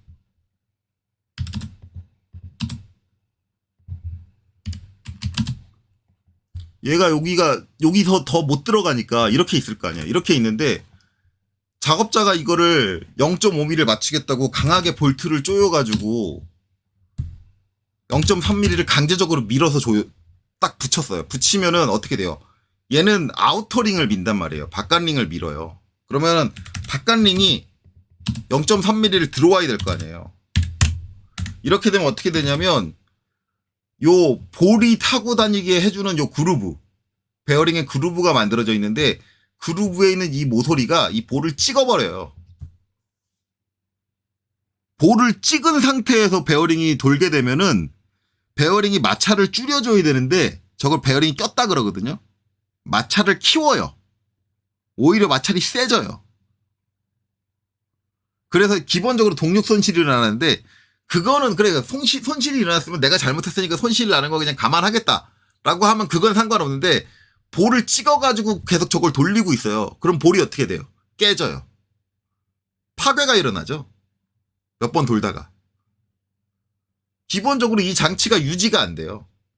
그러니까 이게 일반 공차긴 일반 공차인데 플러스 공차일 때는 문제가 안 되는데 마이너스 공차일 때는 문제가 된다라는 거죠. 이렇게 되면은 여기 치수 기입을 그냥 이렇게 그냥 냅두면 안 되는 거예요. 여기서 플러스일 때 문제 안 되니까 플러스 공차는 살리고 공차를 안 줄 수는 없으니까 정확하게는 못 만드니까 플러스 공차는 살리고 마이너스 공차는 죽여야 돼요. 그래서 여기는 어떻게 해야 되느냐? 공차 값을 기입을 해줘야 되는 거죠. 그런데 문제가 한 가지 있습니다. 뭐냐면 지금 제가 보고 있는 요 이제 KSB ISO 2768 이거 시험 때 볼 수 있나요? 못 봅니다. 시험 때 제공되는 자격 규격표에 없어요. 없으면 아니 여기 값이 72인데 72에 대한 일반 공차를 내가 어떻게 찾니? 라고 이제 여러분들이 말씀하실 거예요. 그럼 나보고 지금 이 중간값을 이 범위들을 다 외우고 그 범위에 대한 값을 외우라고 하는 거냐? 솔직히 저도 못 외워요. 저도 못 외우는데 이때 이제 설계자들이 일반적으로 하는 게 있어요. 이게 설계자들이 이걸 안 봐요. 안 찾아봐요. 실제 실무하시는 설계자들도 저거 안 찾아봐요. 안 찾아보고 어떻게 하냐면 일반 공차는 가공의 일반 공차는 무조건 플러스 마이너스 0.1이다 라고 봐요. 그냥 이 0.1만 외워요. 이거 하나만. 가공의 일반 공차는 이 길이가 얼마가 나오든 적용받는 길이가 얼마가 나오든 플러스 마이너스 0.1이야. 왜 이렇게 외우냐면 중간급의 가장 작은 공차값을 보면 플러스 마이너스 0.1이에요. 즉 얘 하나만 만족을 하면 플러스 마이너스 0.1은 플러스 마이너스 0.2도 만족하죠. 왜? 그 범위 안에 있는 값이니까. 플러스 마이너스 0.3도 만족을 하죠. 왜? 그 범위 안에 있으니까. 그러니까 그냥 이거 하나만 외우는 거예요. 외우고 공차가 저런 문제가 발생할 것 같다 그러면 원래 여기 72에 적용되는 값은 플러스 마이너스 0.3이지만 그걸 생각하는 게 아니라 그냥 플러스 마이너스 0.1로 보고 자 마이너스일 때는 문제가 발생을 하니 여기는 플러스 0.1만 적용을 할게. 그렇게 가는 거예요. 그렇게 되면 공차값을 적어줘야 되는 거죠. 그래서 여러분들이 시험 전산응용 기계도 답지 보면 여기 이상하게 값 상하로 적어놓은 거 있다. 근데 저거 끼워 맞춘 공차도 아닌 것 같고 대체 뭐냐라고 하는 것들이 어떻게 나오는 거냐? 이런 기구적인 이제 공차를 보는 거예요. 일반 공차를 적용을 하는데 플러스 마이너스 값으로 일반 공차는 들어가는데 이게 플러스일 때 문제가 되느냐 마이너스일 때 문제가 되느냐 이거를 설계자가 따지는 거예요. 그러면 이제 여러분들이 이제 늘상 이제 제 수업을 들은 학생들이 하는 얘기겠죠. 선생님 그 많은 걸 제가 어떻게 다 따지고 있어요. 따지셔야 돼요. 실제 설계할 때도 그건 따지는 거고요. 그러면 여러분들은 그거 시간 오래 걸리고 결국 시간 쉬었네. 난 시험 못 봐요 라고 얘기하는데 당연히 그게 연습이 안 되고 그게 당연한 게 아직 습득이 안 된 상태에서는 당연히 시간이 모자라고 오래 걸릴 거예요. 그러니까 제가 얘기하잖아요. 누누이 얘기하는 게 뭐예요? 그게 오래 걸리지 않을 때까지 연습하시라고. 그러면 사무실에서 설계하고 있는 사람들은 그 오래 걸리는 걸 그냥 오래오래 걸리게 하고 있을까요? 아니에요. 전에 제가 투상도 전개할 때도 요 특수수상 적용할 때도 되게 복잡한 과정을 거쳐서 생각을 하지만 결론적으로 이거 습득하고 나면 이거 하는데 1분 안 걸린다 라고 얘기했잖아요. 그러면 이것도 해보면 결국은 여기에 이제 플러스 공차만 들어가야 된다라는 게 나중에 처음에는 그거 이제 이게 이렇게 돼 저렇게 돼 막 복잡하게 생각을 하지만 나중에는 한번 딱 보면 저기 플러스 공차만 1분 내로 들어가요. 단지 지금 여러분들이 저게 당연한 게 아니고 아직 저게 습득이 안 된 상태니까 오래 걸리는 것 뿐이야. 제가 생각하는 게 복잡하다라고 생각하는 건데 이런 현상이 발생되는 게 나중에는 이 조립도만 딱 봐도 그렇게 되겠네. 그냥 한눈에 보이는 거예요. 그렇게 되겠네. 여기 전체 길이에 그래 마이너스면 안 되지. 플러스가 들어가야겠네. 이게 보인다고. 이거를 판단하는데 1분이 안 걸려요. 그거 하나를 판단하는데 1분 내로 판단한단 말이에요. 그러면 시험 시간 안 모자라요. 그러니까 이게 공차값이 왜 이렇게 들어가는지. 그러니까 제 이 수업을 들었을 때 이제 다른 선생님한테 다른 학원이나 다른 강사님한테 들었던 학생이 제 이 수업이 들어와가지고 깜짝깜짝 놀라는 게 뭐냐면 선생님 그게 이유가 있었어요? 야, 그럼 너 전에 알려드렸던 선생님은 어떻게 알려줬니? 그냥 외우라고 했어요. 이렇게 생긴 부분엔 그냥 이런 공차값이 들어가니까 그냥 외워. 그래놓고 이 학생이 저한테 한 가지가 더 있어요. 그 선생님이 그렇게 얘기를 하는데 자기는 왜 거기에 그 값이 들어가는지 그 이유를 알고 싶었대요. 저한테 하는 얘기가 그거예요. 그걸 알려줘서 고맙대요. 우리가 하는 거는 공학이에요. 엔지니어링이에요. 뭔가를 할 때 그 원인이 있고 결과가 있고 그다음에 그 이유가 있고 이론이 있어요. 근데 이거를 학원에서 가르치거나 아니면 유튜브에서 가르칠 때 그런 이론들을 다 빼고 야 그냥 이렇게 생긴 건 이렇게 해. 그건 공학이 아니에요. 엔지니어링이 아니에요. 그건 설계라고 볼 수 없어요. 무슨 설계를 야매로 그렇게 외워서 해요. 지금 선생님이 판단하는 건 너무 어렵고 복잡하고 힘들어요. 원래 엔지니어링 공학이 그런 거예요. 여러분들이 그런 거를 할 수 있는 사람이기 때문에 여러분들을 설계자로 대우를 해주고 설계자로 뽑아서 쓰는 거예요. 그런 걸 못하는 사람이 어떻게 설계자예요? 아니잖아요. 이런 판단들을 다 순식간에 할 수 있는 사람들이 설계자인 거예요. 그러니까 지금 제가 말씀드린 게 어렵네? 힘드네? 이렇게 생각하실 게 아니라 저거 내가 꼭 할 수 있게 만들어야겠다. 이렇게 생각하셔야 되는 거예요. 그렇죠? 자, 그래서 이제 그렇게 되는 거다라는 거죠.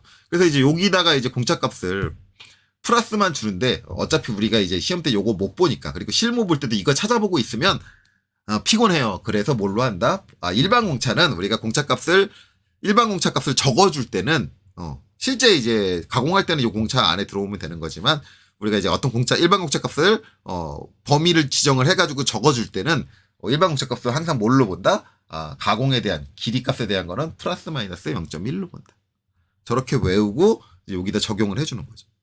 그러면 이제 값을 적용하는 방식인데 공차값 적용하는 방식은 예전에 제가 일반 공차 설명할 때 제도 이론 쪽에서 한번 해드렸지만 두 가지가 있어요. 두 가지가 있는데 하나는 뭐예요? 더블 클릭해가지고 적용해주는 거. 일반적으로 이제 학원이나 그런 쪽에서는 이거를 많이 쓰더라고요. 이걸 많이 쓰고 이거 쓰는 게 잘못된 게 아니라 실무에서도 이거 많이 쓰시는 분들도 많아요. 이거 많이 쓰시는 분들. 그래서 이제 여기서 이제 스택이라는 걸 이용을 하죠. 그래서 기본적으로 이제 여기서 이제 한 칸 띄웁니다. 한 칸 띄우고 그 다음에 여기서 이제 위로 플러스 0.1만 허용을 할 거니까 플러스 0.1이라고 적어요. 그리고 이제 키보드에 숫자 키 6번 있죠. 6번을 누르는데 그냥 6번을 누르는 게 아니라 키보드 쉬프트 키 누르면 6번에 있는 기호가 뭐예요? 위로 돼 있는 꺽쇠죠. 그래서 6번 눌러주면 이렇게 위로 돼 있는 요 꺽쇠가 들어가죠.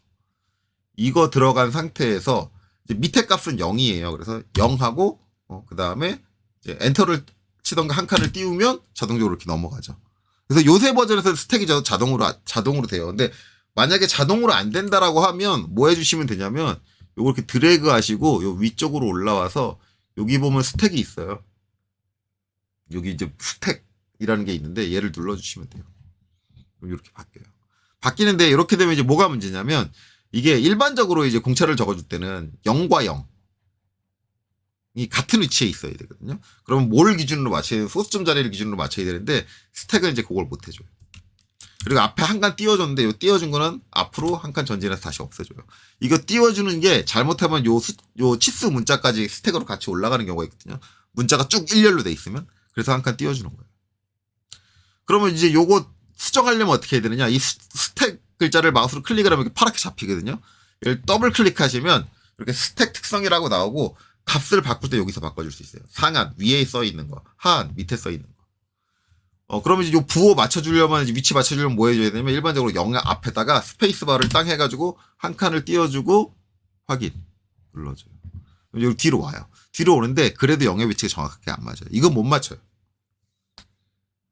이거를 맞춰주려면 진짜 정확하게 맞춰주려면 어떻게 해야 되냐면 여기다 똑같이 플러스를 넣어줘야 돼요. 그래야지 위치가 정확하게 맞아.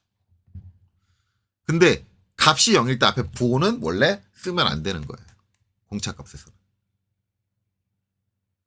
자, 그리고 이제 또 한 가지 제어해줘야 될 게 뭐냐면 지금 공차 값 글자 크기가 너무 커요. 너무 큰 거는 더블 클릭해서 들어가면은 여기 더블 클릭해서 들어가면은 뭐가 있냐면 문자 크기가 있어요. 지금 70%예요. 70%라는 건 지금 작동된 치수 문자 3.5죠. 3.5에 70%의 높이를 갖는 거예요. 하나의 글자가. 그럼 이걸 더 줄여주고 싶으면 여기서 만약에 60%다. 그리고 확인 눌러주시면 이제 줄어들어요. 그쵸? 작아졌죠. 더블 클릭해서 만약에 50%다. 하면 더 작아졌죠.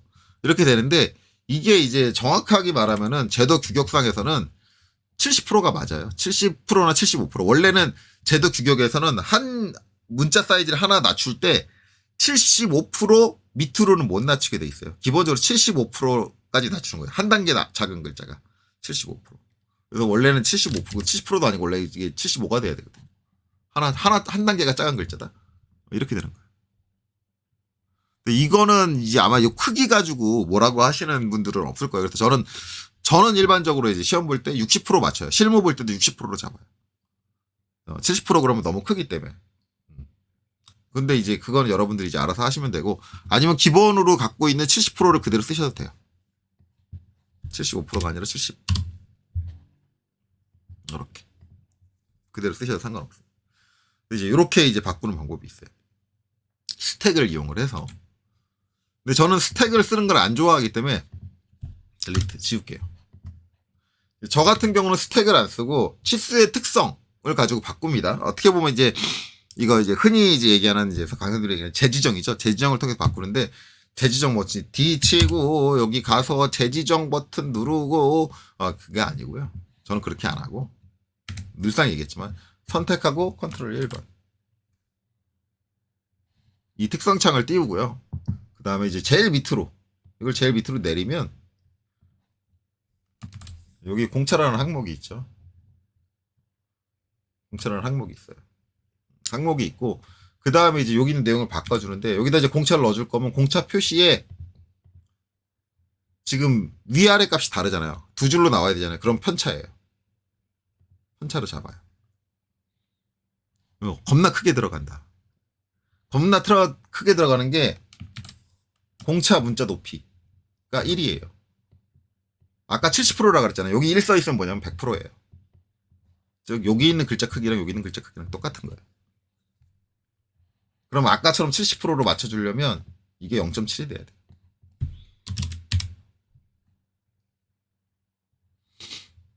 자, 그리고 딴 칸 눌러볼게요. 그럼 작아졌죠. 자, 그 다음에 이제 공차 값. 값을 적어줘야 돼요. 값은 이제 상한. 이게 희한하게 상한이 밑에 칸에 있어. 그러면 상한이 위에 칸이거든요. 위에 칸에다가 이제 여기다가 0.1이다. 적어줘요. 그러면 자동적으로 플러스가 붙습니다. 그렇죠? 그리고 이제 요 0의 위치가 거의 어느 정도 맞죠. 만든 게 여기에 기호가 들어가 있어요. 마이너스 기호가 들어가 있어 그래요. 근데 제가 0값일 때는 이제 마이너스를 쓰면 안 된다 그랬잖아요. 이 마이너스를 어떻게 없애냐? 마이너스를 한 번 더 입력합니다. 마이너스가 없어져요. 없어지는데 그러면 이제 얘도 위치가 틀어져요. 얘도 정확하게 못 맞히네. 이제 얘 위치 같은 경우는 이제 뭘로 맞히냐면, 이제 이 정렬하는 게 있어요. 정렬하는 게 있는데, 이제 여기는 영억제, 예, 여기는 안 나오네요. 여기는 안 나오는데, 이게 이제 치수 설정에는 있어요. 치수 설정에. 이거를 이제 소수점을 기준으로 맞춰줄 거냐, 아니면 앞에 부호 기준으로 맞춰줄 거냐, 이거를 정해주는 게 있는데, 이거는 치수 설정에 있어요. 근데 이 방식으로 사용을 할 때는 치수 설정에서 이 공차를 한번 건드려 주셔야 돼요. 그리고 얘는 지금 바닥 기준으로 맞춰 있는데 이것도 맞출 수 있어요. 지금 맨 아래로 돼 있는데 이거를 중간으로 하면 치수 문자가 공차 글자의 높이의 중간으로 와요. 이렇게도 맞출 수 있어요. 이것도 맞출 수 있는데 이거는 뭐 중요하진 않을 거예요. 왜냐면 스택을 쓰면 이제 무조건 맨 아래 기준으로 맞춰지기 때문에 이거 가지고 뭐 이제 상관없는데, 저는 중간을 맞추는 편이긴 한데 그냥 맨 아래에 있는 상태, 이 상태로 쓰셔도 상관은 없어요. 그리고 이제 이걸 저는 이렇게 했는데 이전에 스택으로 보여줬잖아요. 스택으로 보여줬는데 스택으로 할 때 요 공차 글자만 빨갛게 쓰시는 분들 계세요. 공차 글자의 색깔만 바꿔가지고.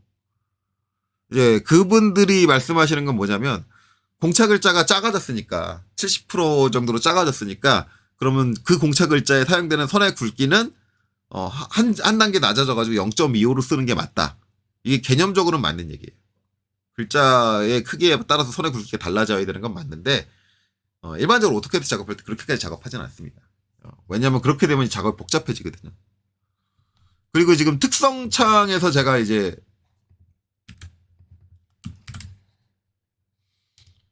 제일 밑에 있는 공차를 가지고 제어를 했을 때 여기서 건드려줘야 될 게 많았잖아요. 일단 이거를 편차로 바꾸고, 그 다음에 요 밑에 값을 입력을 하고, 그 다음에 이제 여기서 공짜 문자 높이도 수정을 해주고, 뭐 이런 것들을 해줘야 되는데, 이런 과정 자체가 이제 그냥 스택을 사용하는 것보다 복잡하다라고 말씀하시는 분들이 계세요.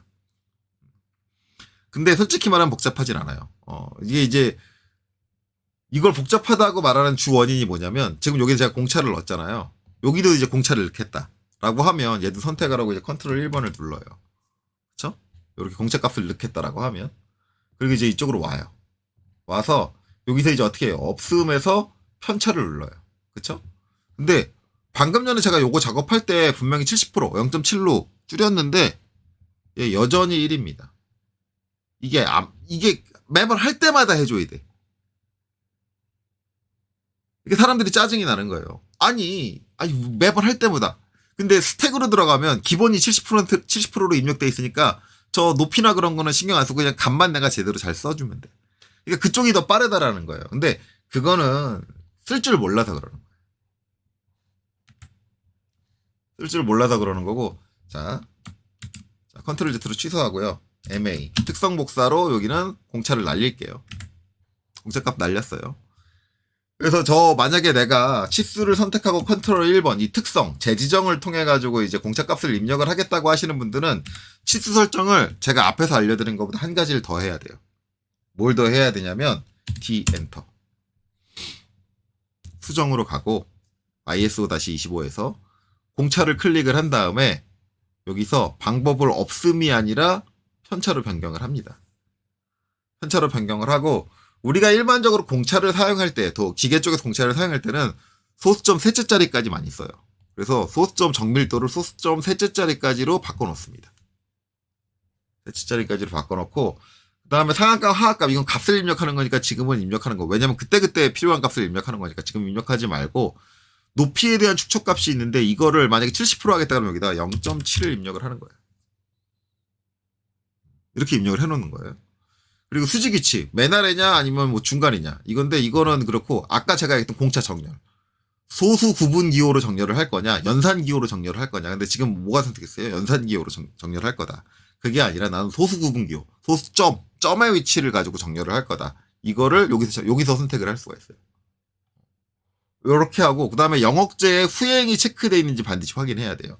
자, 지금 제가 뭐뭐 얘기했어요. 여기서 일단 이걸 편차로 바꾸고, 그 다음에 정밀도를 소수점 셋째 자리까지로 하고, 그다음에 높이에 대한 축척. 저는 0.6 쓴다 그랬어요. 0.6 쓰는데 일반적으로 0.7이 표준이긴 해요. 대략적으로 저 정도가 0.7로 변경을 하고 그다음에 여기 소수부금 기호 정렬로 변경을 하고 그다음에 후행이 체크되어 있는지 확인을 하고 이렇게 가는 거예요. 이렇게 가고 이 상태로 그냥 확인을 누르냐? 아니에요. 그럼 이 상태로 확인으로 어떻게 되냐면 모든 치수에 다 공차가 들어가요. 네. 그냥 우리가 그냥 공차 안 붙여야 되는 치수에 다 공차가 들어가 버려요. 이렇게 하고 뭘 해주냐면 편차에서 다시 없음으로 오는 거예요. 돌아오는 거예요. 그리고 확인을 눌러줍니다. 아니 선생님 어차피 편차에서 없음으로 올 거면 아무 의미도 없는 건데 그걸 왜 해놓으셨어요? 라고 하는데 저걸 저렇게 해놓고 나면 자, 얘 선택하고 컨트롤 1번 눌러줄게요. 그리고 밑에 공차로 가볼게요. 그 다음에 얘를 편차로 바꿀게요. 그랬더니 어떻게 해요? 글자가 작게 나오죠. 0.7 입력돼 있어요. 그러니까 소수점 정밀도 3자짜리까지 나오죠. 아까 2자짜리까지 나와요. 그러니까 저기다가 제가 편차로 바꾸고 입력을 해놓고 나서 다시 없음으로 온 다음에 나중에 이제 하려고 그러면 요 밑에 값들을 안 건드리면 돼. 이렇게 되면 어떻게 되냐면 얘도 여기 값만 입력하면 돼. 0.1 저기는 부호 빼줘야 되니까 앞에다가 마이너스 0. 자 그리고 엔터. 이렇게 되는 거예요. 근데 이제 제가 소수 부호 기준으로 맞췄잖아요. 근데 그게 크게 의미가 없는 게 그래도 잘 안 맞아요. 이게 캐드 버그 같은데 버그 같은데 뭔가 얘네들이 못 잡더라고요 이거. 아니 분명히 소수점 위치를 맞추라고 했으면 소수점 기준으로 여기 영역 위치가 맞아야 되는 거 아니야? 상식적으로 생각하면 그런데 못 잡아요. 알겠습니다. 그래서 여기도 점을 찍어야지만 잡습니다. 이렇게 되면 어찌됐든 얘 같은 경우는 이제 강제적으로 내가 한 칸을 띄우지 않아도 이렇게 위치를 맞추더라. 이렇게 됩니다.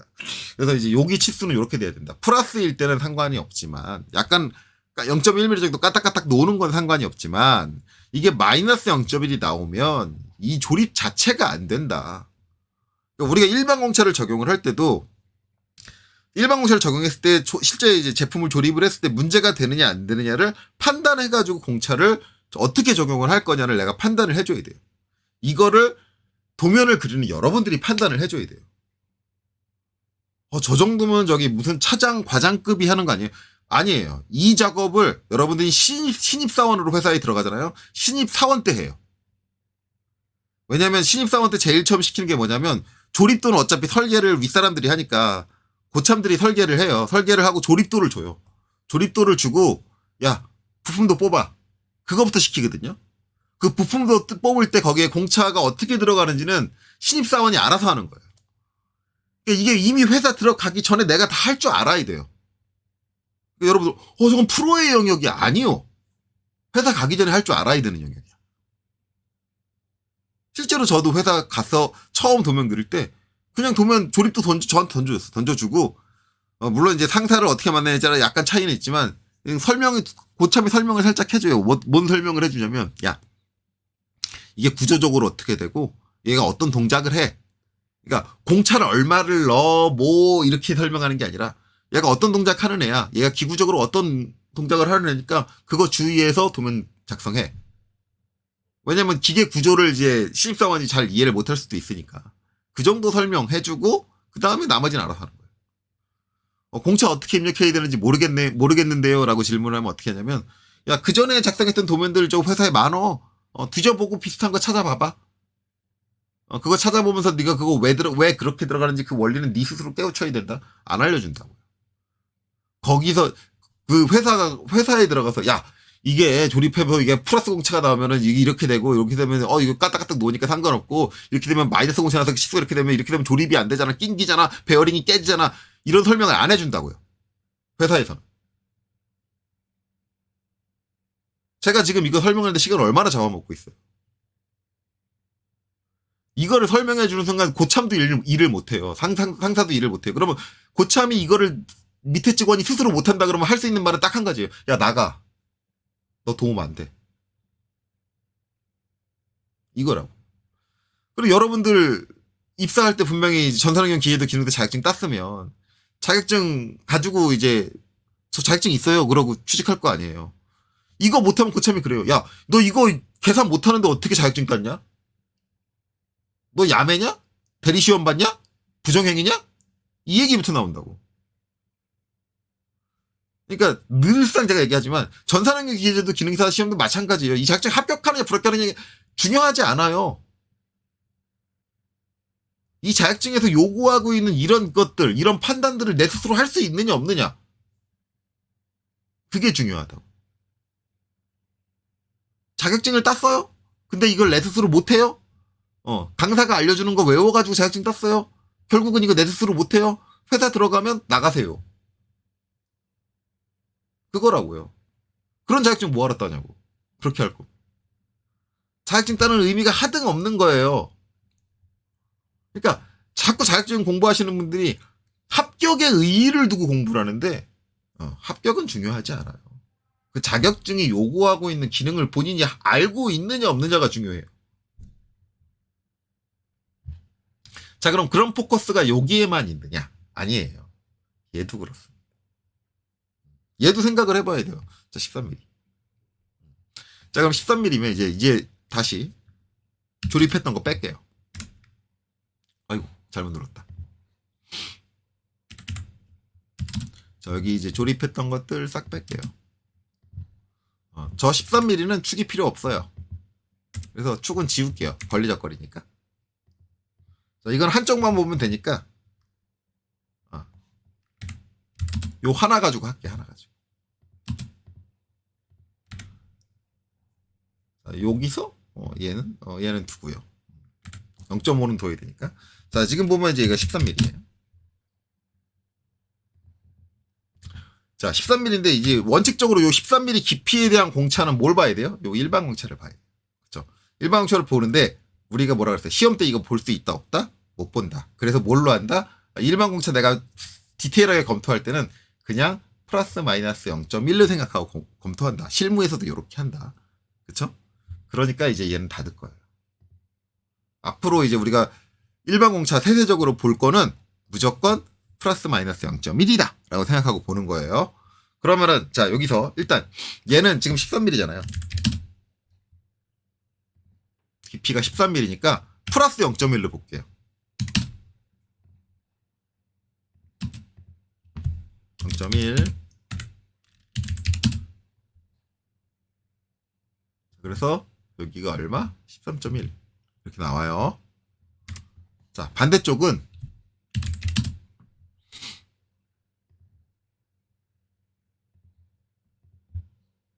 13mm. 자, 그럼 여기는 마이너스 0.1.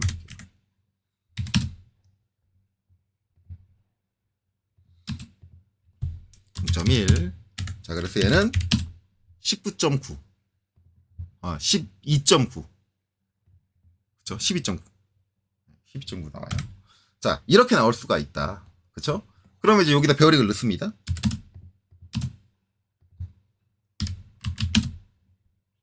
자, 베어링 조립됐어요.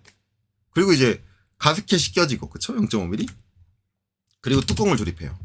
그럼 뚜껑은 이제 어디까지 조립돼요? 가스켓이 끝단까지 딱 조립을 할 거예요. 그럼 어떻게 돼요? 여기는. 자, 플러스가 났어. 플러스 0.1이 났어. 0.1mm 뜨겠지. 0.1mm 뜨면 0.1mm 뜬 데서 베어링이 까딱까딱 노는 거예요. 조금 시끄러워. 근데 상관은 없어. 왜? 조립 다 됐어. 그렇잖아요. 네. 조립 다 되고 동작해요. 아무 문제 없어. 자, 근데 0.1이 마이너스가 났어. 12.9가 나왔어.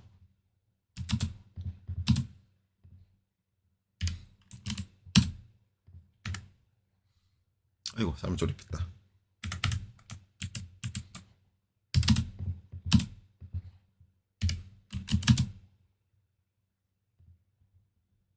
자, 이렇게 됐어요.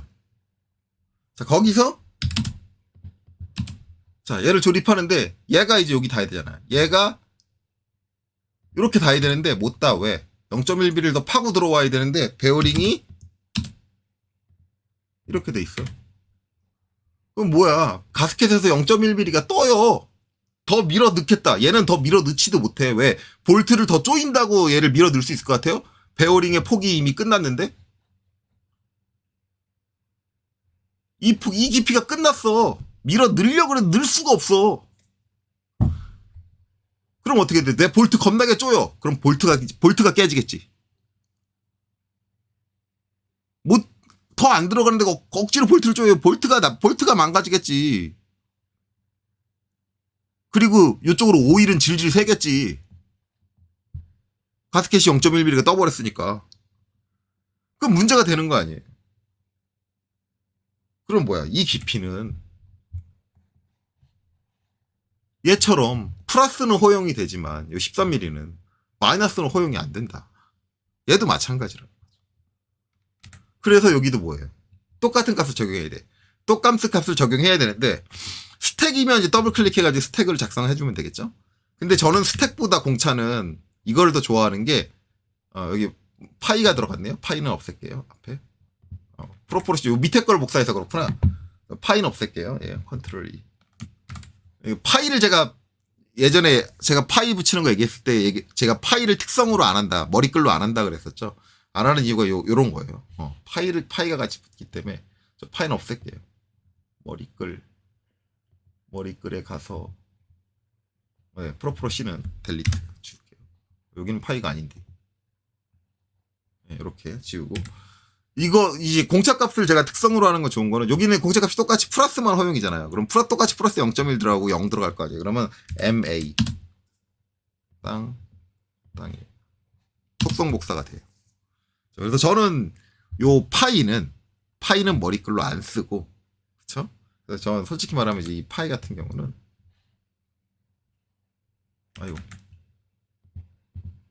특성으로 안 하고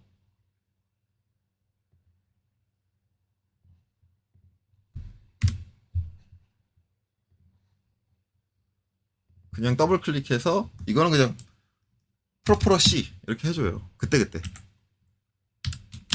속성 복사. 이거 이제 여러분들이 선택하세요. 여러분들도 저기 머리글 쓰지 말란 얘기는 아니에요. 저는 이제 저만의 룰을 말씀을 드리자면 저는 파이는 그냥 문자 편집으로 해요. 프로포러 C. 그리고 공차는 특성으로 해요. 이렇게 해주고 이제 반대쪽 밀어.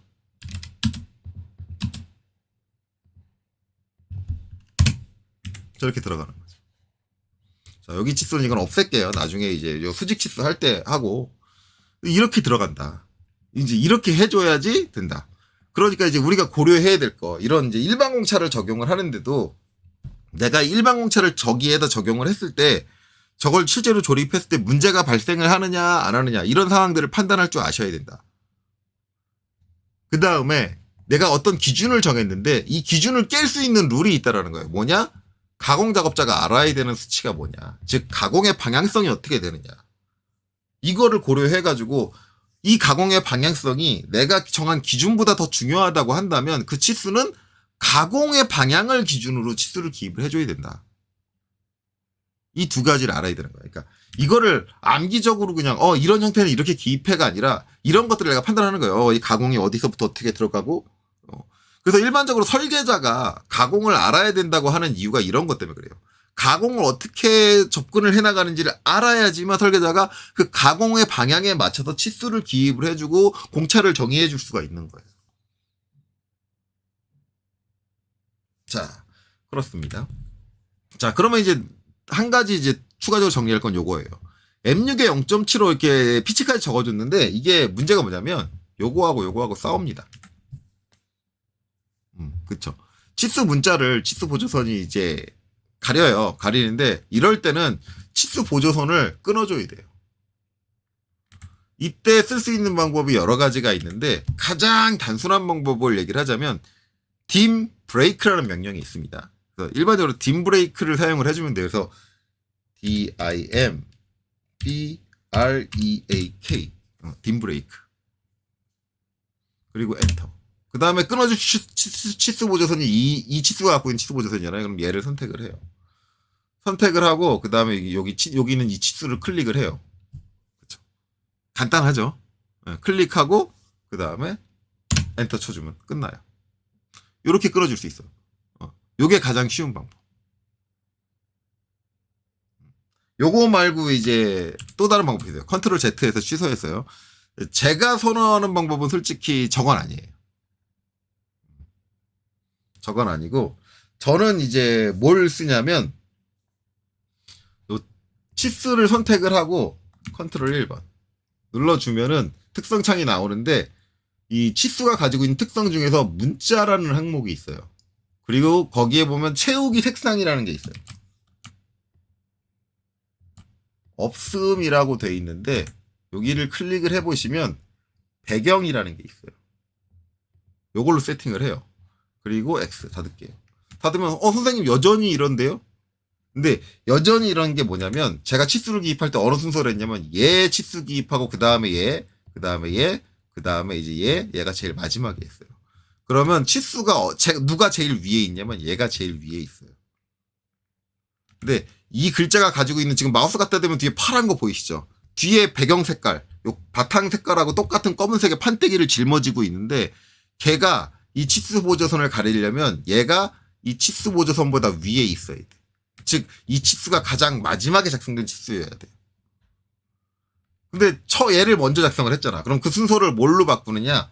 드로우 오더예요. D-R-A-W O-R-D-E-R 뭐 이렇게 되는데 단축키로는 DR입니다. DR.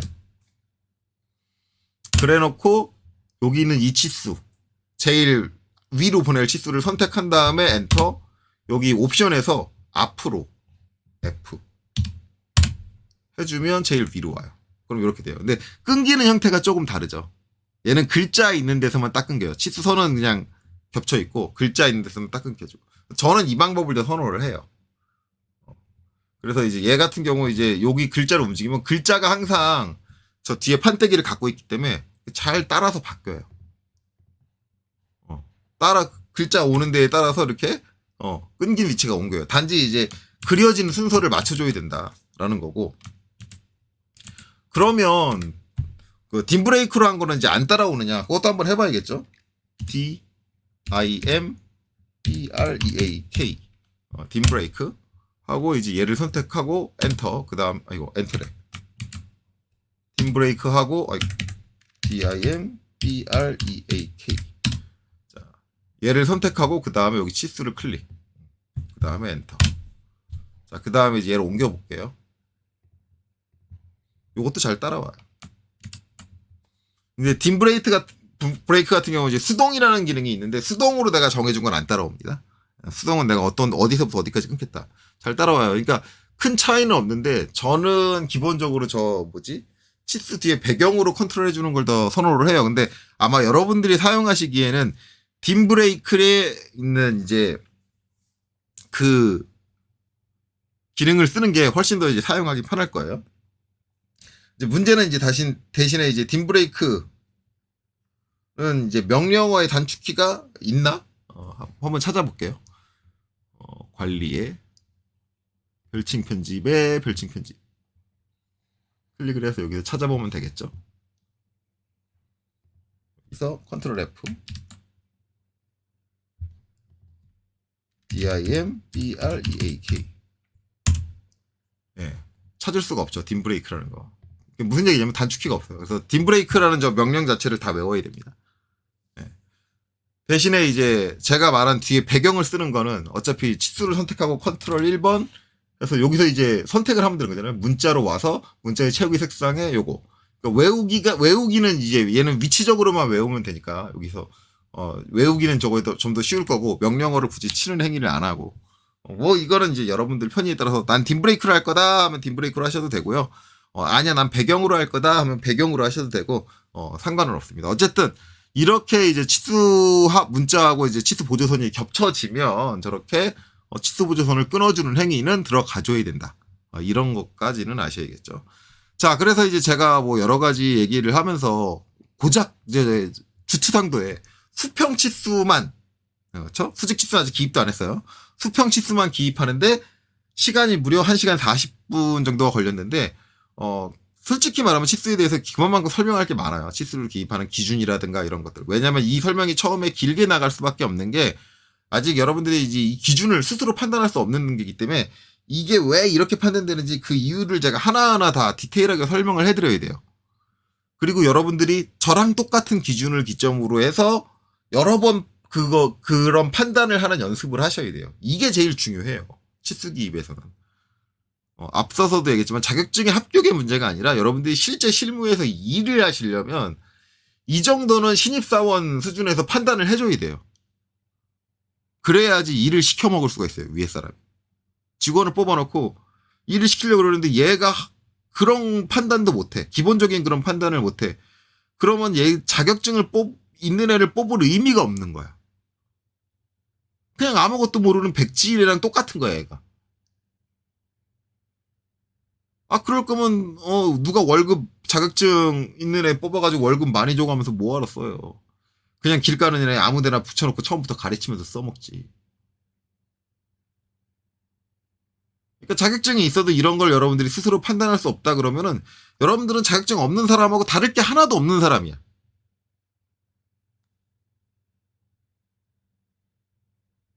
그런 거에 유의해서 이제 학습을 하셔라. 그러니까 자꾸 그 강사가 던져주는 답을 외우려고 하지 마세요.